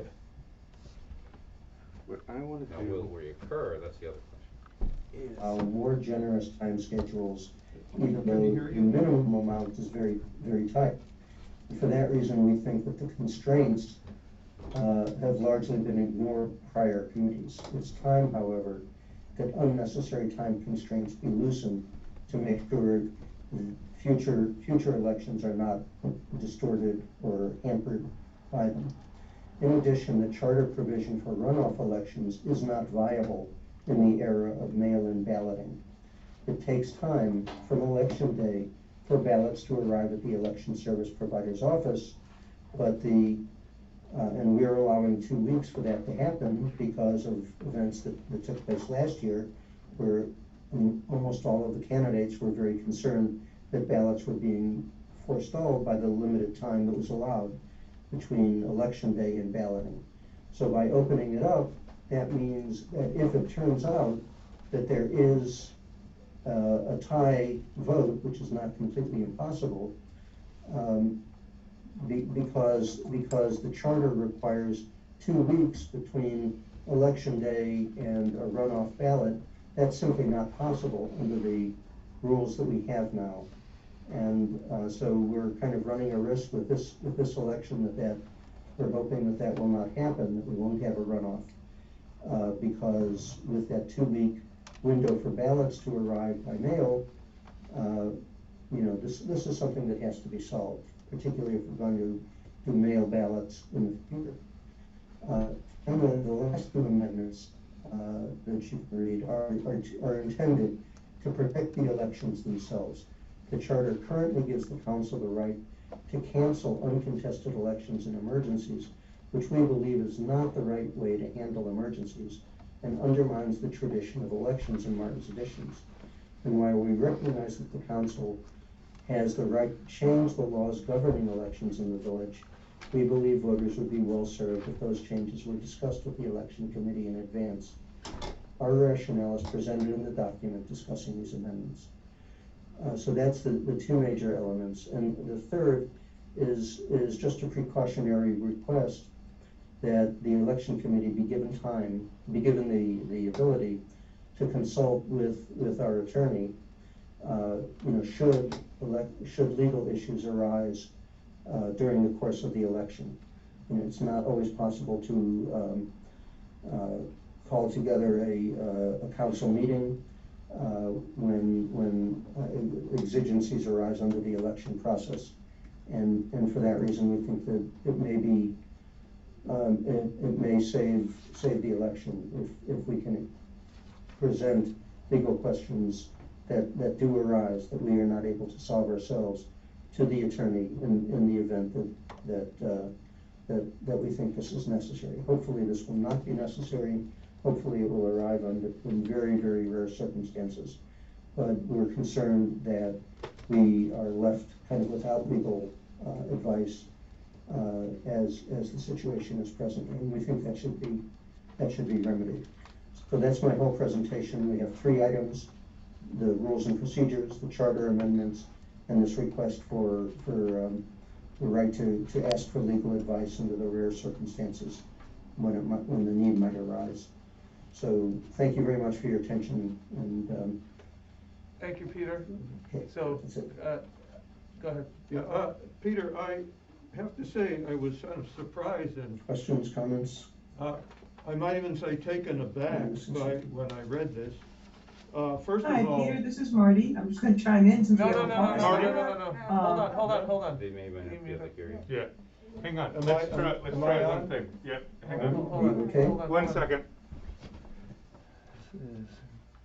Everything's very quiet. It's like we're having some technical difficulty. Andrew's working on it. Yep. And then hang on. Okay. I'm gonna try to see. Can you have heard that? I just want to make sure. can you hear me now? Okay. Yeah. Hang on 1 second. Okay, we're good now. Can you hear me? Can you hear me? Yes. Yeah. Okay, thanks. Hang on. Hold on, Marty, you're not on yet. Okay, I'll sit tight. Hold on. Okay. You can unmute yourself, Andrew, and see if you can. No, can they hear us? Can you hear us? Yes. Okay, all right, Yes. okay, let's begin again. Peter, I was kind of surprised and in fact taken aback when I read the procedures. First, the governor had removed the emergency declaration in July, and so I was surprised to hear both that the election will be held entirely by mail, and that the candidate forum would be totally done remotely, rather than in person as we used to have it, where you can get right up with the people. So I am not convinced at all that a mail election is necessary, but that we should have very easy access to mail-in voters, but and some of the things that you suggested of doing things on the sidewalk might be a very interesting way to do it. But at the same time, I would like to get back to, for me, speaking for myself, to in-person elections. A second thing is that, well, there were a number of other things. In the mail election, it did turn out that there were no ballots received after the votes were counted a week later. There simply weren't those very late ballots coming in. Third, the curing process that you're talking about could be done remotely for those that are mailed in. You simply hold up the envelope to the camera, you look at the number, you look at the signature, whether it's scrawled or not, and say, does this look like the person, look like their signature? So I think you need to go back to the drawing boards. I'm not ready to accept any of this. So if I could speak to that, first of all, I think on the curing process, we do expect that the initial, business of deciding which ballots are curable and which are not, will happen remotely. And at that point, we would then take the ballots and try to contact the relevant voter, because we can identify who it is from the control number, and try to contact them and see exactly what they intended to do or what happened. So I don't understand to what end. All you have to know is this a person on the rolls? Oh, speaking of which, the committee generally does not control the voter rolls. It is the manager who does. So I think there's just a huge number of problems here that I'm just not ready to accept these procedures at all. And not just with tweaks, but the whole approach. I'll leave it to my colleagues to take up. Please, go ahead. Yes, Well, I'm a little surprised. I'm sorry. Can everyone hear me? I can hear you. Oh, thank you, because everyone's frozen on my screen, so.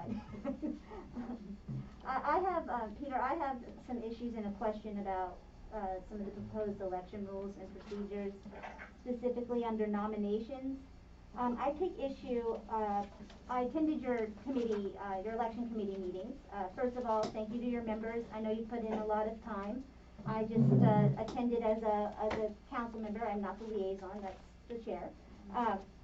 But I do take issue with the discussions surrounding, recent discussions surrounding an issue to include as to a candidate nominated that was an exception and not the norm. I'm sorry, I'm not understanding the question. I'm getting to it. Under your nominations here, your committee's discussion made a direct attack on a sitting elected council member. And the discussion that pursued was a little argument about prepositional phrasing. And once again, it was emphasized a email deadline issue that came up last year. Again, it's an exception, not a norm, okay? And I would like to explain, I was that candidate, and I will say it publicly. And, it's between the differences between at and by, I have my email right here. The timestamp was 11:59 on March 5th. One of your members said it was vague and ambiguous. It says, VMA Elections Committee, I nominate myself, Kathleen Katie Filipczyk Howard of 3510 Taylor Street, for the 2021 council election. I don't know how more declarative I could have been. The reason I raised this, and this is my question, because there are inconsistencies and on your flexibilities in the past election committee. So, the last nomination, March 5th, 2021, the last election, the blast is, dear residents, last call, the Village of Martins Edition Council nomination period closes tonight, 11:59 p.m. If you're interested, but haven't got your name out or the person you're nominating with proof of their acceptance yet, now is the time to email, okay? At 11:59. At 11:59, okay? And then in the previous years, you have here another reminder, but then a week later, an update from your VMA election committee, candidate filing time extended. The election committee has extended the nomination period. New due date for residents to file as candidates will be Monday, March 30th. That was a mistake. I mean, it did actually occur, but it was quite a significant detriment to the entire village. Okay. And I'm sure that will be explored further, but it was not a good practice. Well, then, going back, I'm an email hoarder. I have all the announcements, reminders announcing about the nomination period. 2019 takes a different tone. It's like we can't promise you fame or fortune, just the satisfaction of getting more connected. Boy, is that true. But I mean, it's the tone, it's friendly, it's engaging, it's encouraging people to to get out there and then by a certain time. So you're telling me a well-intentioned resident is going to be caught in this email debacle that happened? It was basically I'll tell you what it was for residents who care at home. It was the difference between what it said in my sent field and what it said in the received field of the elections committee email. This could come up again, and I don't understand why we can't have a grace period. I'll tell you exactly what happened. The evening of March 5th, I was in the emergency room at Suburban Hospital, almost sure that I had COVID. Luckily, it was bronchitis. I was there for 8 hours, listening to past audio of other council meetings, and I had several residents reach out to me that day. Katie, are you going to run? Are you going to run? Did you see the extension? So whether I was your choice or not, I really thought about it to the wire. And I think a deadline is a deadline, and that was a silly discussion and a personal attack on a city council member. And I don't think that we should be having fights about prepositional phrasing. If someone wants to put themselves out there, let's be graceful about it. First of all, as a sitting council member, I strongly support your position that sitting council members should not be attacked. We've all been subject to that, and I think it's a great point. I didn't mean to attack anybody. I think that they made a point in the last election committee meeting, that there would be a deadline, a received deadline, so that there won't be any ambiguity. The council won't end up spending $1,000 or more dollars. And I understand that, and I have to tell the people. A deadline's a deadline. Okay, fine, and I can tell the viewers at home that the council, I brought this to the council, they graciously decided to look into it. They enlisted Ron Bolt's help.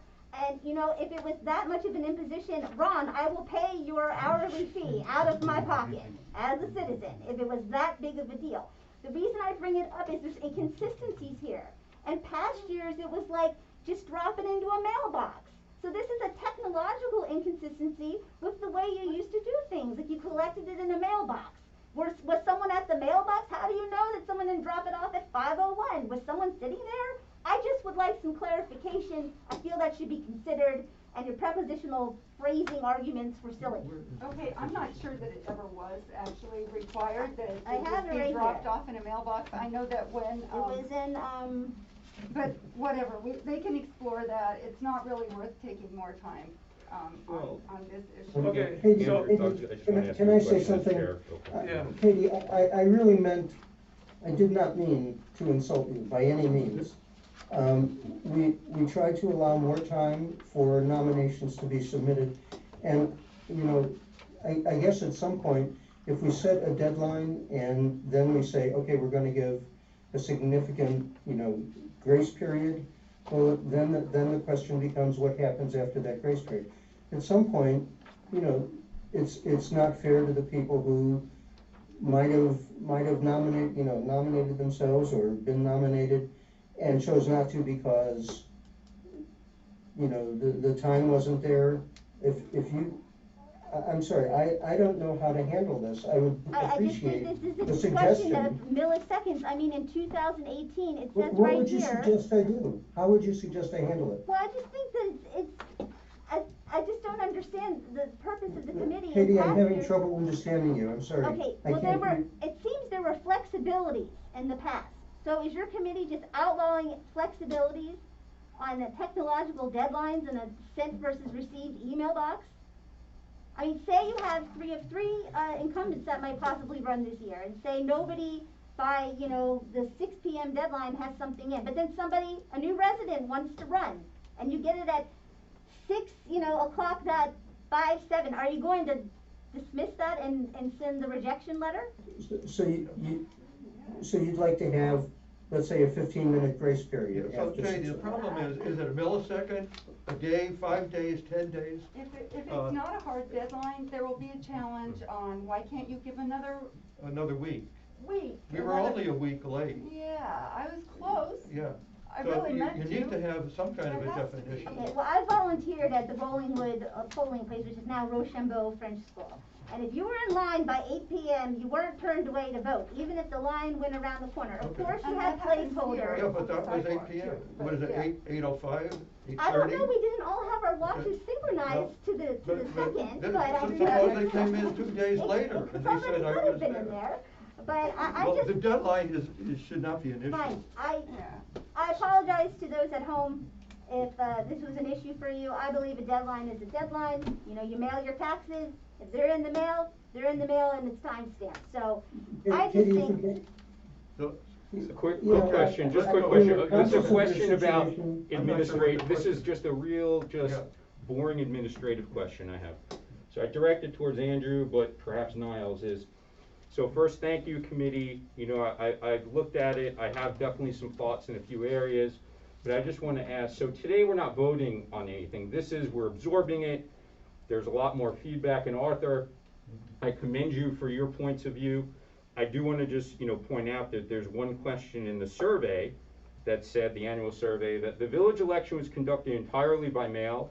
Was this process of voting by email easy in the 2021 election? And you had 92 response. So I think there's something there about the hybrid model, but we can get to that. Yeah, Well, but I just so- want to say, so today, we have time to Yes, review and yeah, add feedback, yes, so yes, won't be. yes, yes.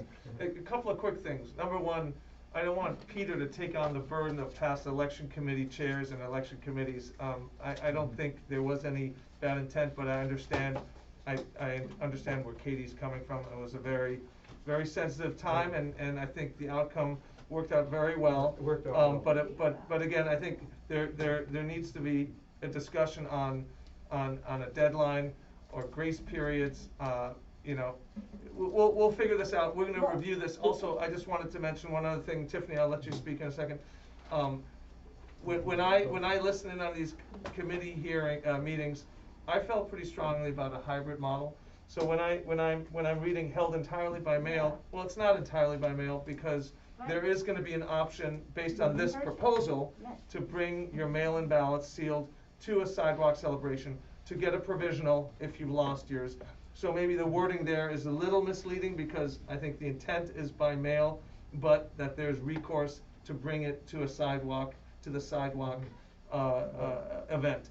So it's a little more hybrid than that first line. Go ahead, Susan. Sorry, Susan, in the document itself, it also explains the celebration on the sidewalk. It says it later. There's So where some it of says the, there will be no in-person voting. right, it's, So that's what I'm saying. It's like, Yeah, it needs to be rephrased to explain exactly what options there are for Right. folks.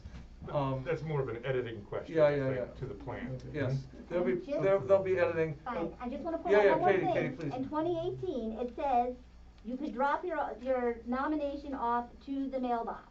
So I guess between 2018 and 2021, they went completely online with nominations. Yeah. Okay, I'm just saying that in the past, with someone there sitting at the mailbox, watching at 5 p.m., I just think a little grace period, especially when it's just someone nominating and stepping up to the plate. If you meet, I met every other deadline. And Ron, you can send me your bill, it's fine, Okay. whatever. I'm moving on, no more. Tiffany? Well, after hearing you guys have questions, I think that some of your questions were my questions that I was bringing forward. I think I was a little bit struck by the draft not matching what I had heard from the committee meetings and their conclusions. I think also just really importantly, the role of the staff versus the committee, and for you, the council that's managing the staff and the processes. That's something, maybe it's initial conversation with Niles, but to really understand what the practice has been for the past few years. I went back to Matt Trollinger today and said, hey, did you used to manage the voter roll? And he said, yeah, it was a file on the Dropbox in the office. So I think that there's some cleaning up of drafting. I think also intent is important, and I personally would welcome the celebration of the sidewalk and the annual election again. My kids loved coming with me, and it was a great way for them to see mommy pre-council, mommy council member. Your email, really made a difference to me, and I wanted to make sure that we would have a sidewalk celebration, and that's why, we came up with the Dropbox idea. We were trying to make sure that the sidewalk celebration would occur, that there would be involvement from the election committee, while at the same time, running a hybrid election where we're giving out ballots on the sidewalk and we're giving out ballots through the election service provider, that's a recipe for extreme complication and possible disaster, and possibly invalidating the election. I'm not so it had to be advocating one for or that. the other.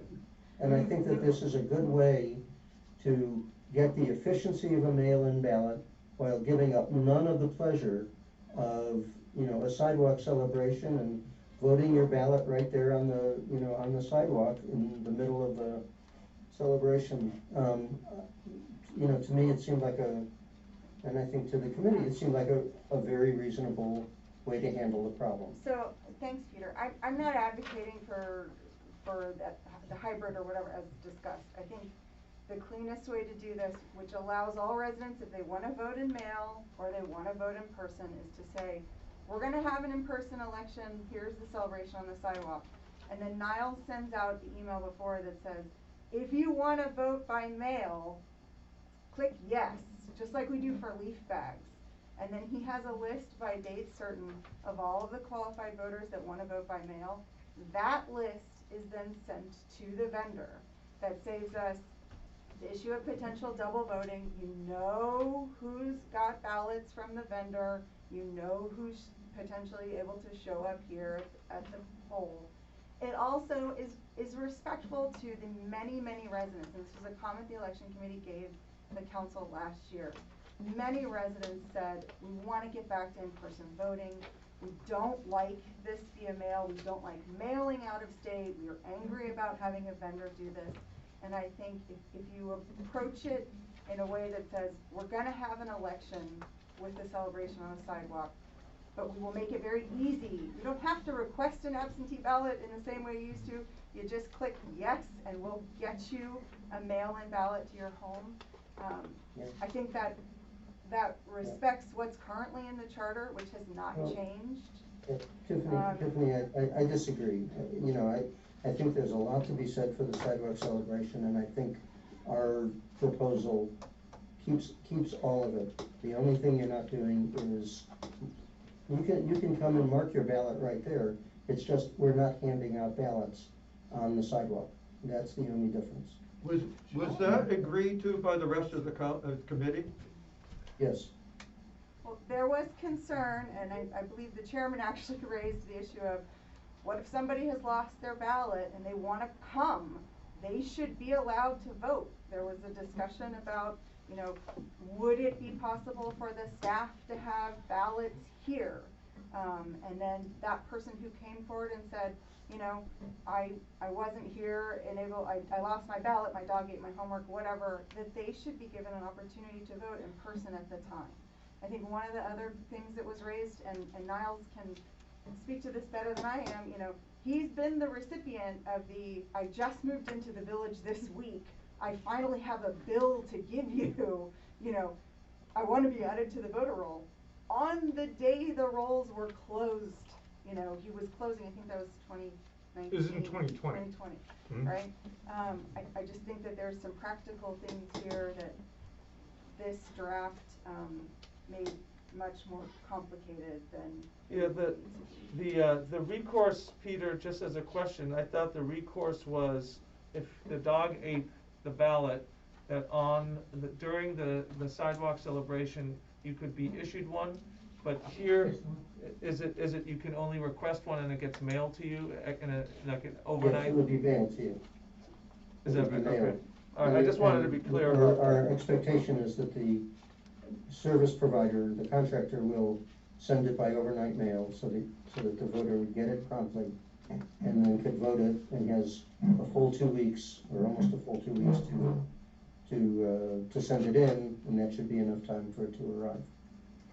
Okay. All right, I mean, go ahead. This seems really cumbersome, and it does seem to have a whole lot of opportunities for disaster, if I can just be really blunt.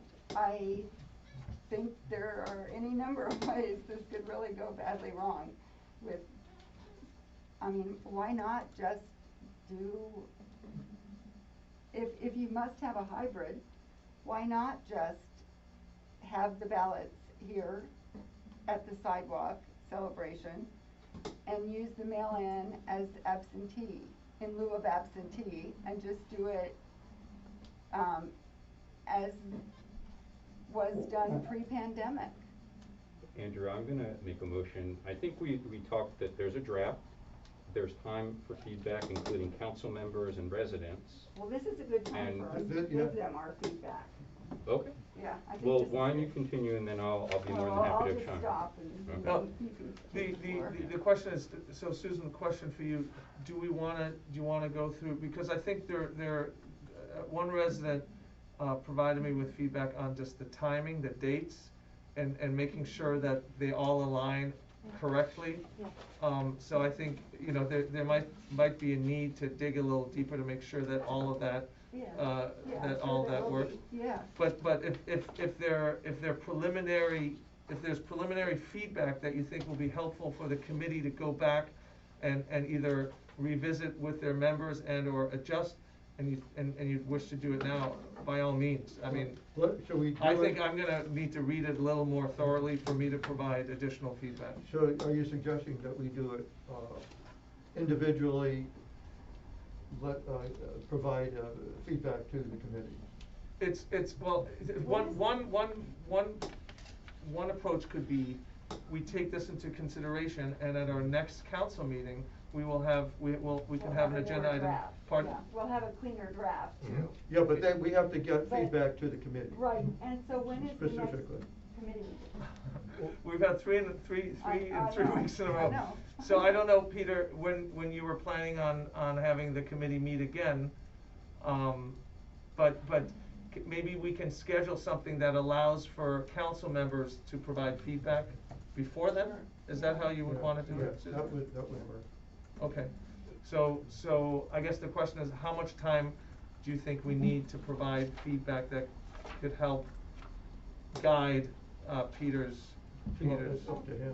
Yeah, it's up to Peter, Whenever we they're still have having to their do next the meeting. draft. So what When is the next meeting? Do we know? Well, so, Peter. I think we planned them, I'm sorry, I don't have the. Yeah, I think you were tentatively, we're talking about doing a meeting on December 7th, if that was what I think you laid that out in an email at one point.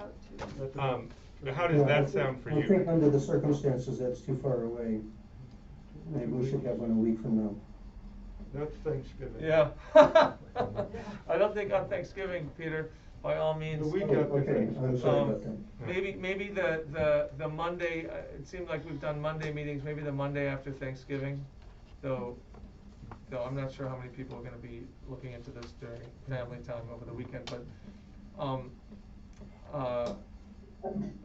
I guess generally speaking, I don't know if Arthur, Susan, Katie, or Jeff had a chance to look through all of it, and if the one sticking point is. Well, there's a couple of items. Yeah, no, I know, but is the major sticking point is the process of the balloting itself and how we envision that.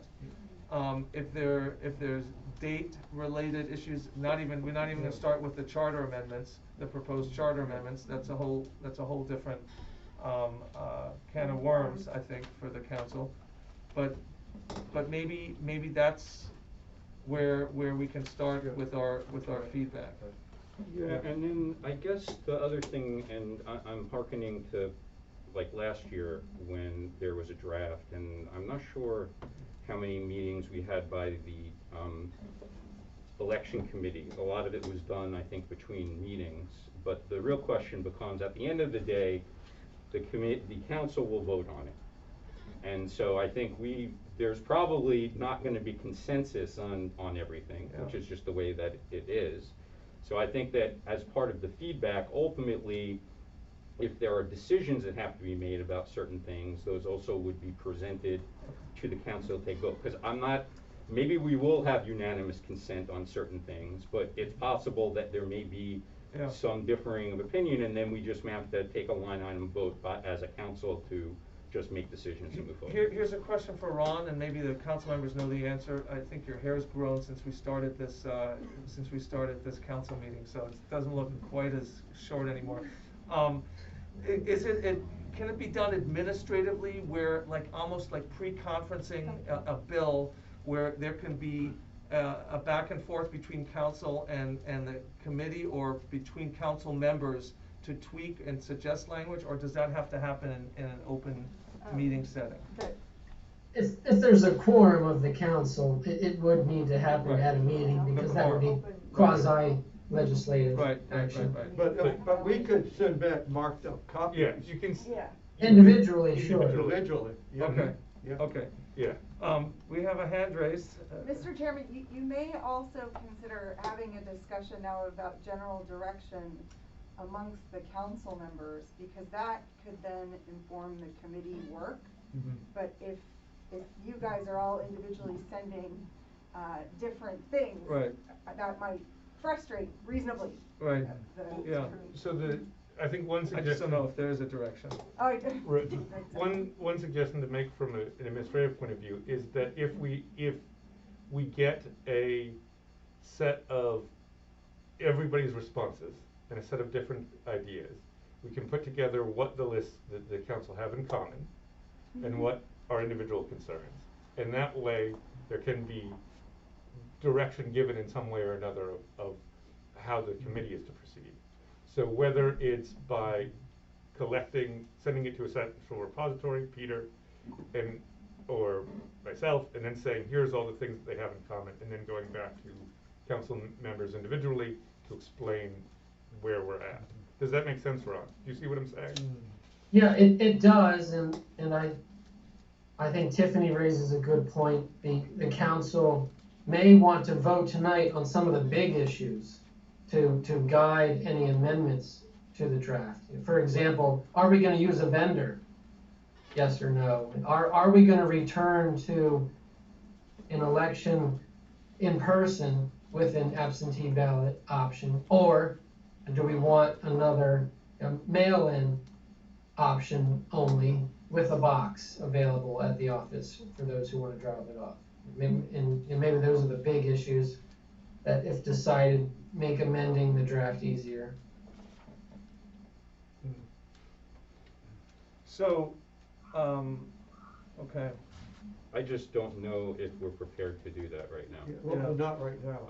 I think those perhaps is a great start to a list, and then we can figure out, do we have to have some sort of a special, open meeting prior to the next, if we're under a sense of urgency to get this done a priori the next council meeting. That could be a way of doing it.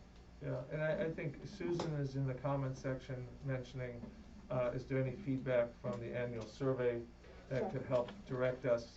I think one feedback was that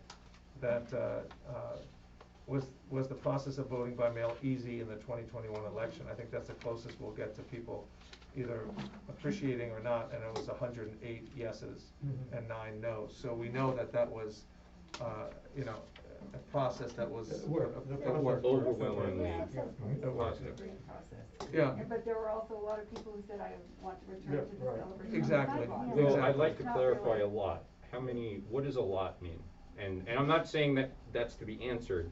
I do remember, Tiffany, as you were saying, there was some comments about the idea of we're paying. I remember the comment very well at a council meeting last year of someone saying the concern about paying a vendor versus doing it here. Yeah. But again, I'm trying to balance that with comments versus a preponderance or a lot versus I think we have overwhelming numbers of residents saying Yeah. they like a certain approach, but we also have to appreciate not everyone is on that page. Right. But again, a Well, lot that's- versus we know that there is some dissension. Yeah, so that's why I think I raised also, and I think ultimately in the committee, there was support for a hybrid model here. So we need to, I mean, that's the direction I would prefer. So hybrid in this case means all male, but some of the male could be posited here on the sidewalk. I guess one of the major concerns, and Peter, I don't wanna speak for you, but one of the major concerns Peter expressed during some of these meetings was election security, integrity, all that. And so we talked about the vendors, we talked about control numbers, which seemed, I mean, it satisfies me. And I mean, I remember writing, you know, on a little piece of paper out here, Yeah. checking a box. It didn't seem like there was a lot of necessary, like, you know, It was done for security. decades, that Anyway, way, it seemed, so, it yeah. seemed cute and villagey. Yes. And last year it seemed very professional. Yes. And I think spending that money was worth it, and, you know, we all had concerns with the time it might take for ballots to make it to Jersey. We wanted an extension for an additional week, didn't happen, but everything turned out well, given the feedback we've heard that there were no ballots that came in after the deadline. Okay, so. Okay, so we will move forward and supply suggestions to whom? Well, so Peter here's, directly, or do you wanna, So Niles' suggestion then is the way to go. I should have just kept my mouth shut. The council members can provide their comments individually, and the election committee will do its best to try and. To amalgamate. Right, yeah, assess the Consolidate and consensus amalgamate. position. yeah. Okay. And so I think the question is, does it go to, you know, Peter, do you want to receive those different drafts? Or does the council want to direct it to me, in which case I would then give it to you, Peter? I mean, it depends on how you. what you're We'll copy familiar you with. on everything. Yeah, that can be true too. Yeah. It Copy everyone on the committee. My everyone on the expectation council. is that over the next few days, I'll try to talk to individually to members of the council. And try to understand, you know, exactly what the issue is. Can we turn quickly and to how it can be the solved. proposed charter amendments, because I think we can deal with that quickly. As I read the charter, the charter says that not less than 60 days prior to the election committee and so on shall request. That not less than 60 does not preclude 70, 80, 90, or 100. We do not have to change the charter to accommodate this. It's there, Right. it's already there.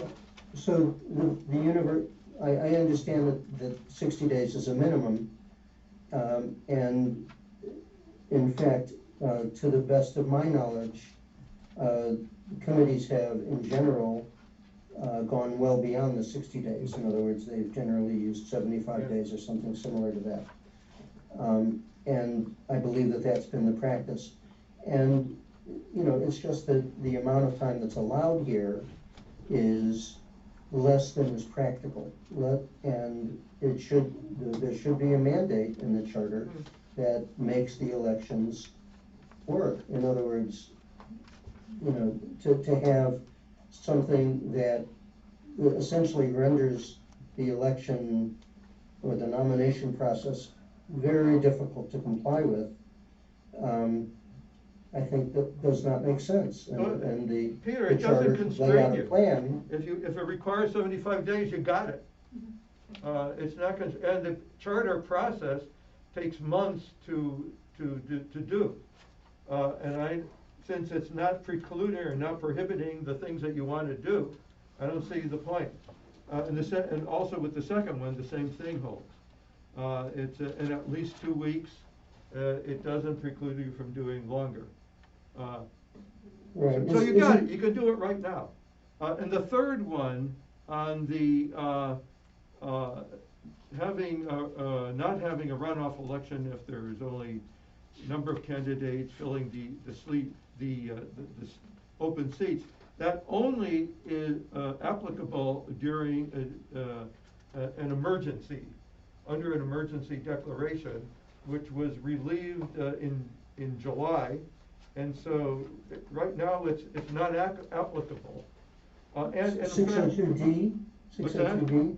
I think you're talking I about think four. It's not pertaining to Four. I'm sorry, emergency. four. Yeah, with the in a state of emergency declared by the governor, so it is not applicable right now. Do you know where that language came from? No. Canceling an uncontested election? I think Ron can, so I think it was suggested by somebody, by the Wasn't state. it actually, and I think it was used, yeah, Ron? Are you talking about the runoff provision? No, No, the uncontested election. uncontested election, number 4. The Oh, canceling okay. of an uncontested election. Yeah, so that was a suggestion of mine based on an experience in another jurisdiction during the pandemic.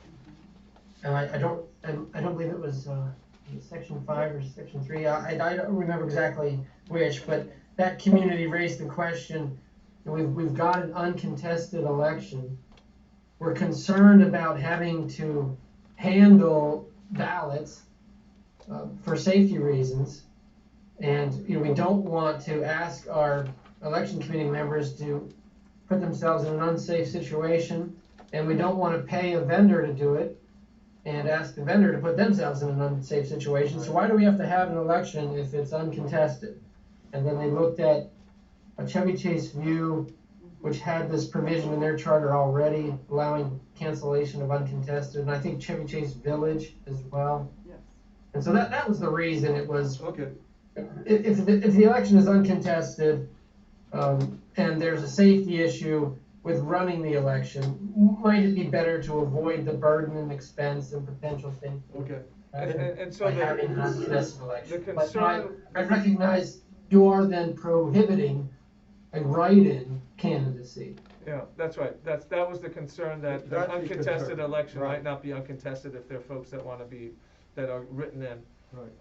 Right. So, I mean, look, and the language says shall be authorized, it doesn't mean during an emergency shall, cancel. So, again, I mean, just for the sake of not, if this is the hill to die on for the election committee, it's gonna take months to do this, but it seems like this will be It's like a non-issue. an unlikely event for us. I mean, this is probably early on in the pandemic where you couldn't touch anyone or anything because you thought you would drop dead.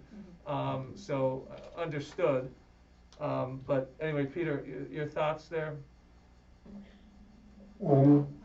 It helped to hear from Ron where this came from, because this is the big question we had, Peter, right, during the committee meetings. Right. Where this came from, because it seemed kind of odd to all of us. Right. Well, I guess if everyone's going to drop dead from touching the ballots, well, maybe that's a reason to drop it. But in general, I think we don't know what the emergency thing has vanished, but the items remains in the charter. And do we want something in the charter that creates the possibility of canceling elections for good reasons or bad? To me it seems not to be a desirable thing. Yeah. The elections can be postponed, but basically what you're doing is saying, well, if we can, now that we have this right to do this, if we get an emergency declaration, well, let's just cancel the election, and the people who are in can stay for another 2 years. Well, that's not true. That's not true. It's not, this doesn't favor incumbents. It says that those who have been nominated, whoever they are, in the last election, there were no incumbents running. So it doesn't say anything about incumbency. It doesn't say anything about automatic re-election or reappointment. It just says, these are the two nominees. There's only 2 positions open. They got it. Yeah. And that power could not be exercised until it was known whether the election was contested or not. So you'd have to wait until the nomination period closed before you could cancel the election. So the thing is, it requires an emergency declaration, and it is not required. It says that the council is authorized to do so. So I think it's a kind of a non-issue. So all in all, I would say. So there's one issue that I think we definitely should look into, and that's number 3. Right. And that's just, I think it makes sense to me timing wise. If we happen to have mail-in only, But that's only if they do this cockamamie counting process, as they suggested, that I don't think is necessary. The what process? Cockamamie. How do you describe it? Cockamamie. Yeah. It's like Meshuggah. Meshuggah. It's the other. It's a little less than Meshuggah. Could I just ask a quick question, Andrew? I know you were chair, and Peter, you're here, and there's others from the committee. So this was sent to us under unanimous vote by the committee? So did everyone agree on the committee that this was what they wanted to share? Because I just don't want to discount. There was not a great deal made about the charter amendments, but everybody voted for. Well, I'm sorry, Peter, what I think was one person declined to vote for what is now number 5. But other than that, everything was unanimous, and so 5 people voted for the first 4, and 4 people voted for number 5. Okay. So I just want to put that in context, that there's been a lot of thought behind this, and clearly the majority of the committee felt this was important for us to absorb. We may not always agree with it, but again, I don't want to say anything is cockamamie. Obviously, I think there's important issues. The idea of that saying. I don't feel. No, but I just.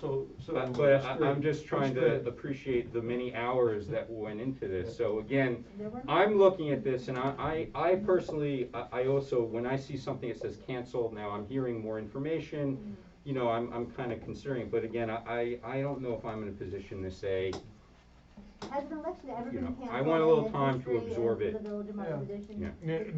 No, but this has only been a provision since the pandemic, so it was not a provision before. No. And I just remembered some other information that may be useful for the council in making this policy decision.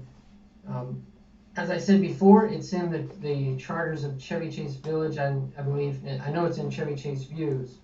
And in Chevy Chase View, it was added to the charter because most elections, 99 out of 100 were uncontested, and it's a small town, single employee, and the burden and cost then of running the elections was deemed unnecessary when 99 out of 100 elections are uncontested.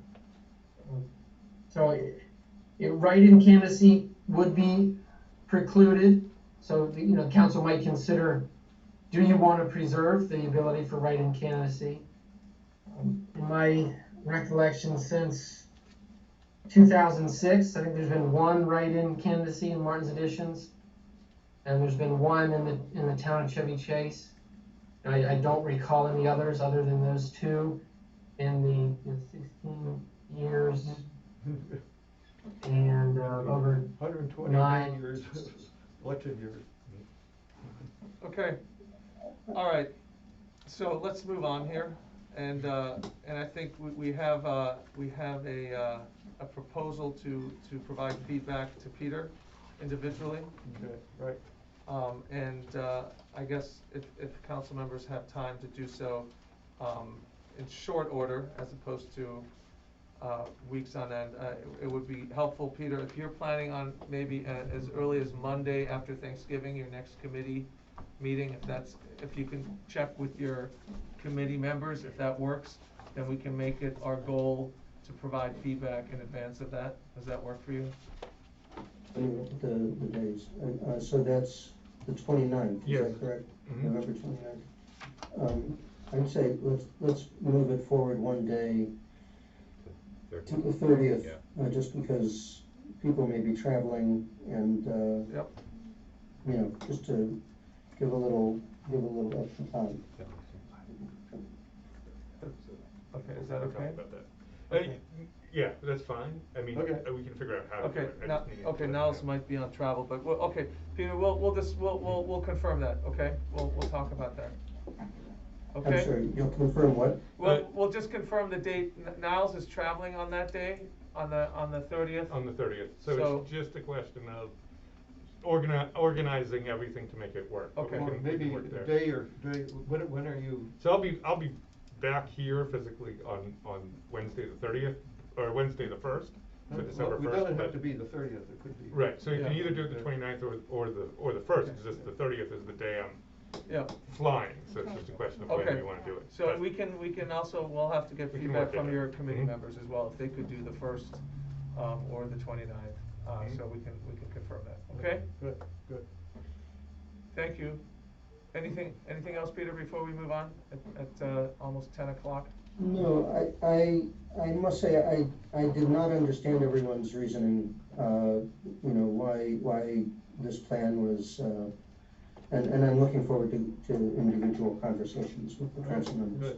Okay, thank you. So, the discussion of the annual survey, I'm gonna motion to table that until next week. It's been made public. I think it would be great, next month. I think it'd be a great opportunity for residents to review and then come to the next council meeting with any comments. In the interest of time, I think it makes sense that we take that on, at our next council meeting. If someone wants to second that, or do we need to even? No, just move it on. Move it on, okay. Move it on. Thank you. Doctor, committee guidelines. Committee guidelines, very quickly, in the packet for tonight are draft guidelines for committees. I want to hear feedback from people on changing, editing, improving, deleting, anything you have to add based on your experience, as a committee member, as a council member, or whatever. I've already received a number of, very thoughtful, comments, and I'm looking for more. So, please send it in, I'll be standing by, and I do read everything very carefully, and, do not promise to include everything though. Thank you, sir. Thank Treasurer's you. report. Treasurer's report. We're in great shape. At the end of the month, in about 2 weeks, week and a half, we will be getting our first big tranche of our income tax from the state. We will know how well we're doing for the rest of the year. That is a good indicator of what will be coming later. So that doesn't come until the November 30th. Stand by, we'll know better then. Yeah. But the state collections look good so far. And just as a reference for people, we also received this month our revenue sharing, tax duplication from the county. This year it was about $6,000 more than previous years. The MML chapter, the Montgomery County chapter, has been working to get more and more money back. They're actually meeting tonight to talk about language to the county to work on the tax duplication issue.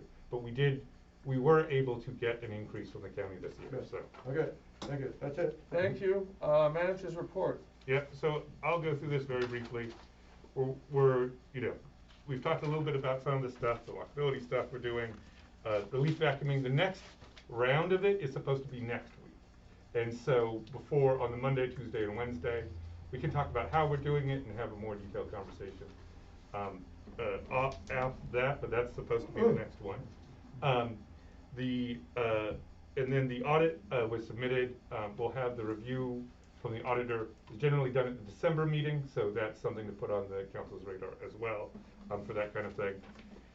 We have we talked about this briefly, but there is the RFP out right now about permanent traffic calming measures. And that, as we said, the deadline is December 3rd. tomorrow is the deadline for the street maintenance and repair RFP. We already have one bid on that. We expect probably another one, or maybe even two more coming tomorrow. We can quickly select someone there and do that. The leaf vacuuming, snow plowing, all of that for the future for 2022 has also closed. We got 2 responses there, and so we can address those issues as well. So that's sort of the big things. Does anybody have any questions? On the leaf vacuuming. Yes. Could you ask Rolling Acres if they ever have teams of the non-gas powered leaf We're blowers? also- Should we just ask them? Yeah, like, well, just for research? And that's what I think we can ask them, and that's what I asked tomorrow. I can call Tucker and talk about that. I do know in some research that I've done on this topic that there are questions with electronic leaf blowers, for example. There are questions about battery life, how to keep them charged, all that Power. kind of thing. The Power, the actual and power. and so that there will be questions about cost.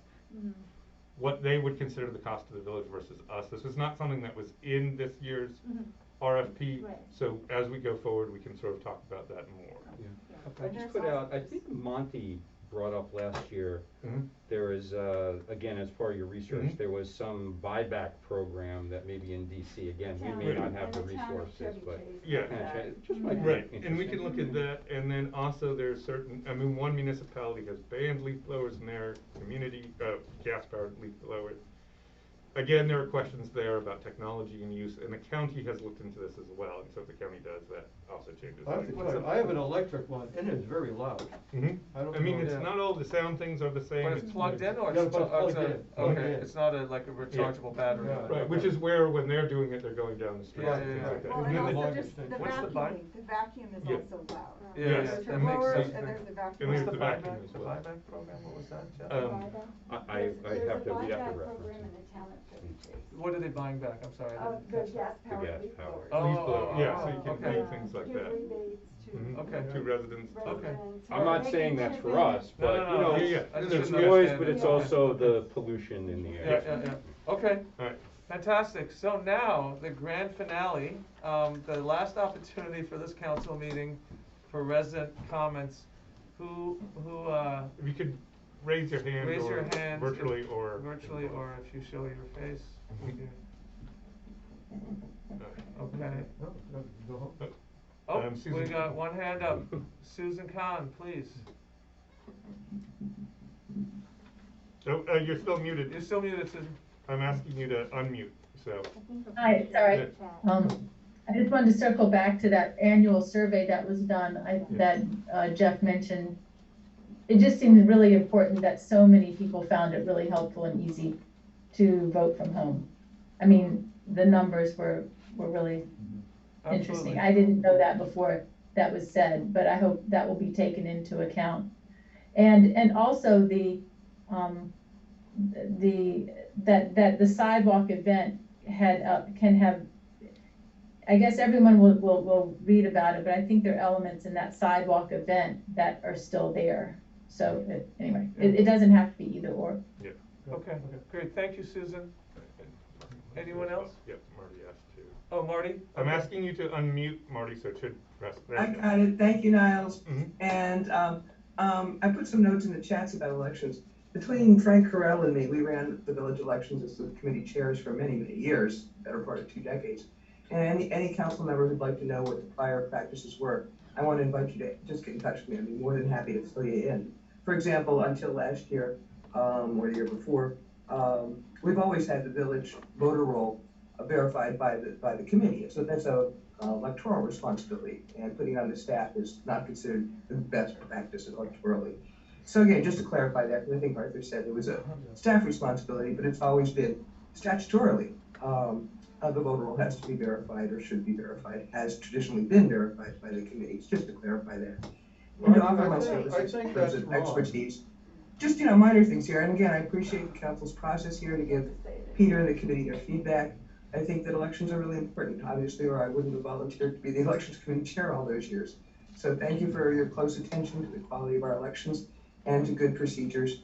And again, I'm available if you'd like to know what the past are. Katie, I want to specifically highlight you saying that our previous procedures were very friendly. they were indeed, and that mattered to me too, that they should be voter friendly and candidate friendly and make it as easy as possible for people to run with, appropriate voter privacy and ballot security and all that, but to make it friendly and easy. And Peter's and the committee's suggestion this year about people being able to cure a ballot envelope if they mess up on the affidavit, I think that's a really good idea. Typically, that's what's done when you have mail vote elections. The state of Oregon does almost all its elections by mail, and they always give voters a chance to fix their affidavits if they make a mistake. So I was really happy to see that provision in this year's voter procedures. So again, I think that the committee has worked long and hard on this, and I think they've worked to get back to some of the kind of friendly, clean, simple, straightforward procedures that I always liked so much, and that I thought Frank Carell and I both really worked to make sure we had. I also should just mention in passing that having done votes by mail and in person for many, many years, I am strongly in favor of voting by mail. It's a civil rights issue in the sense that it makes voting a whole lot easier, not just for people with disabilities and elders, but for families with young kids.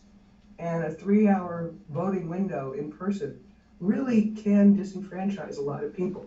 And that was a constant concern for prior election committees. I think voting by mail is much more accessible, and that showed up, of course, in the very high response rates of people saying in the village survey that it was easy to do. So as a civil rights issue, I think that voting by mail is far preferable.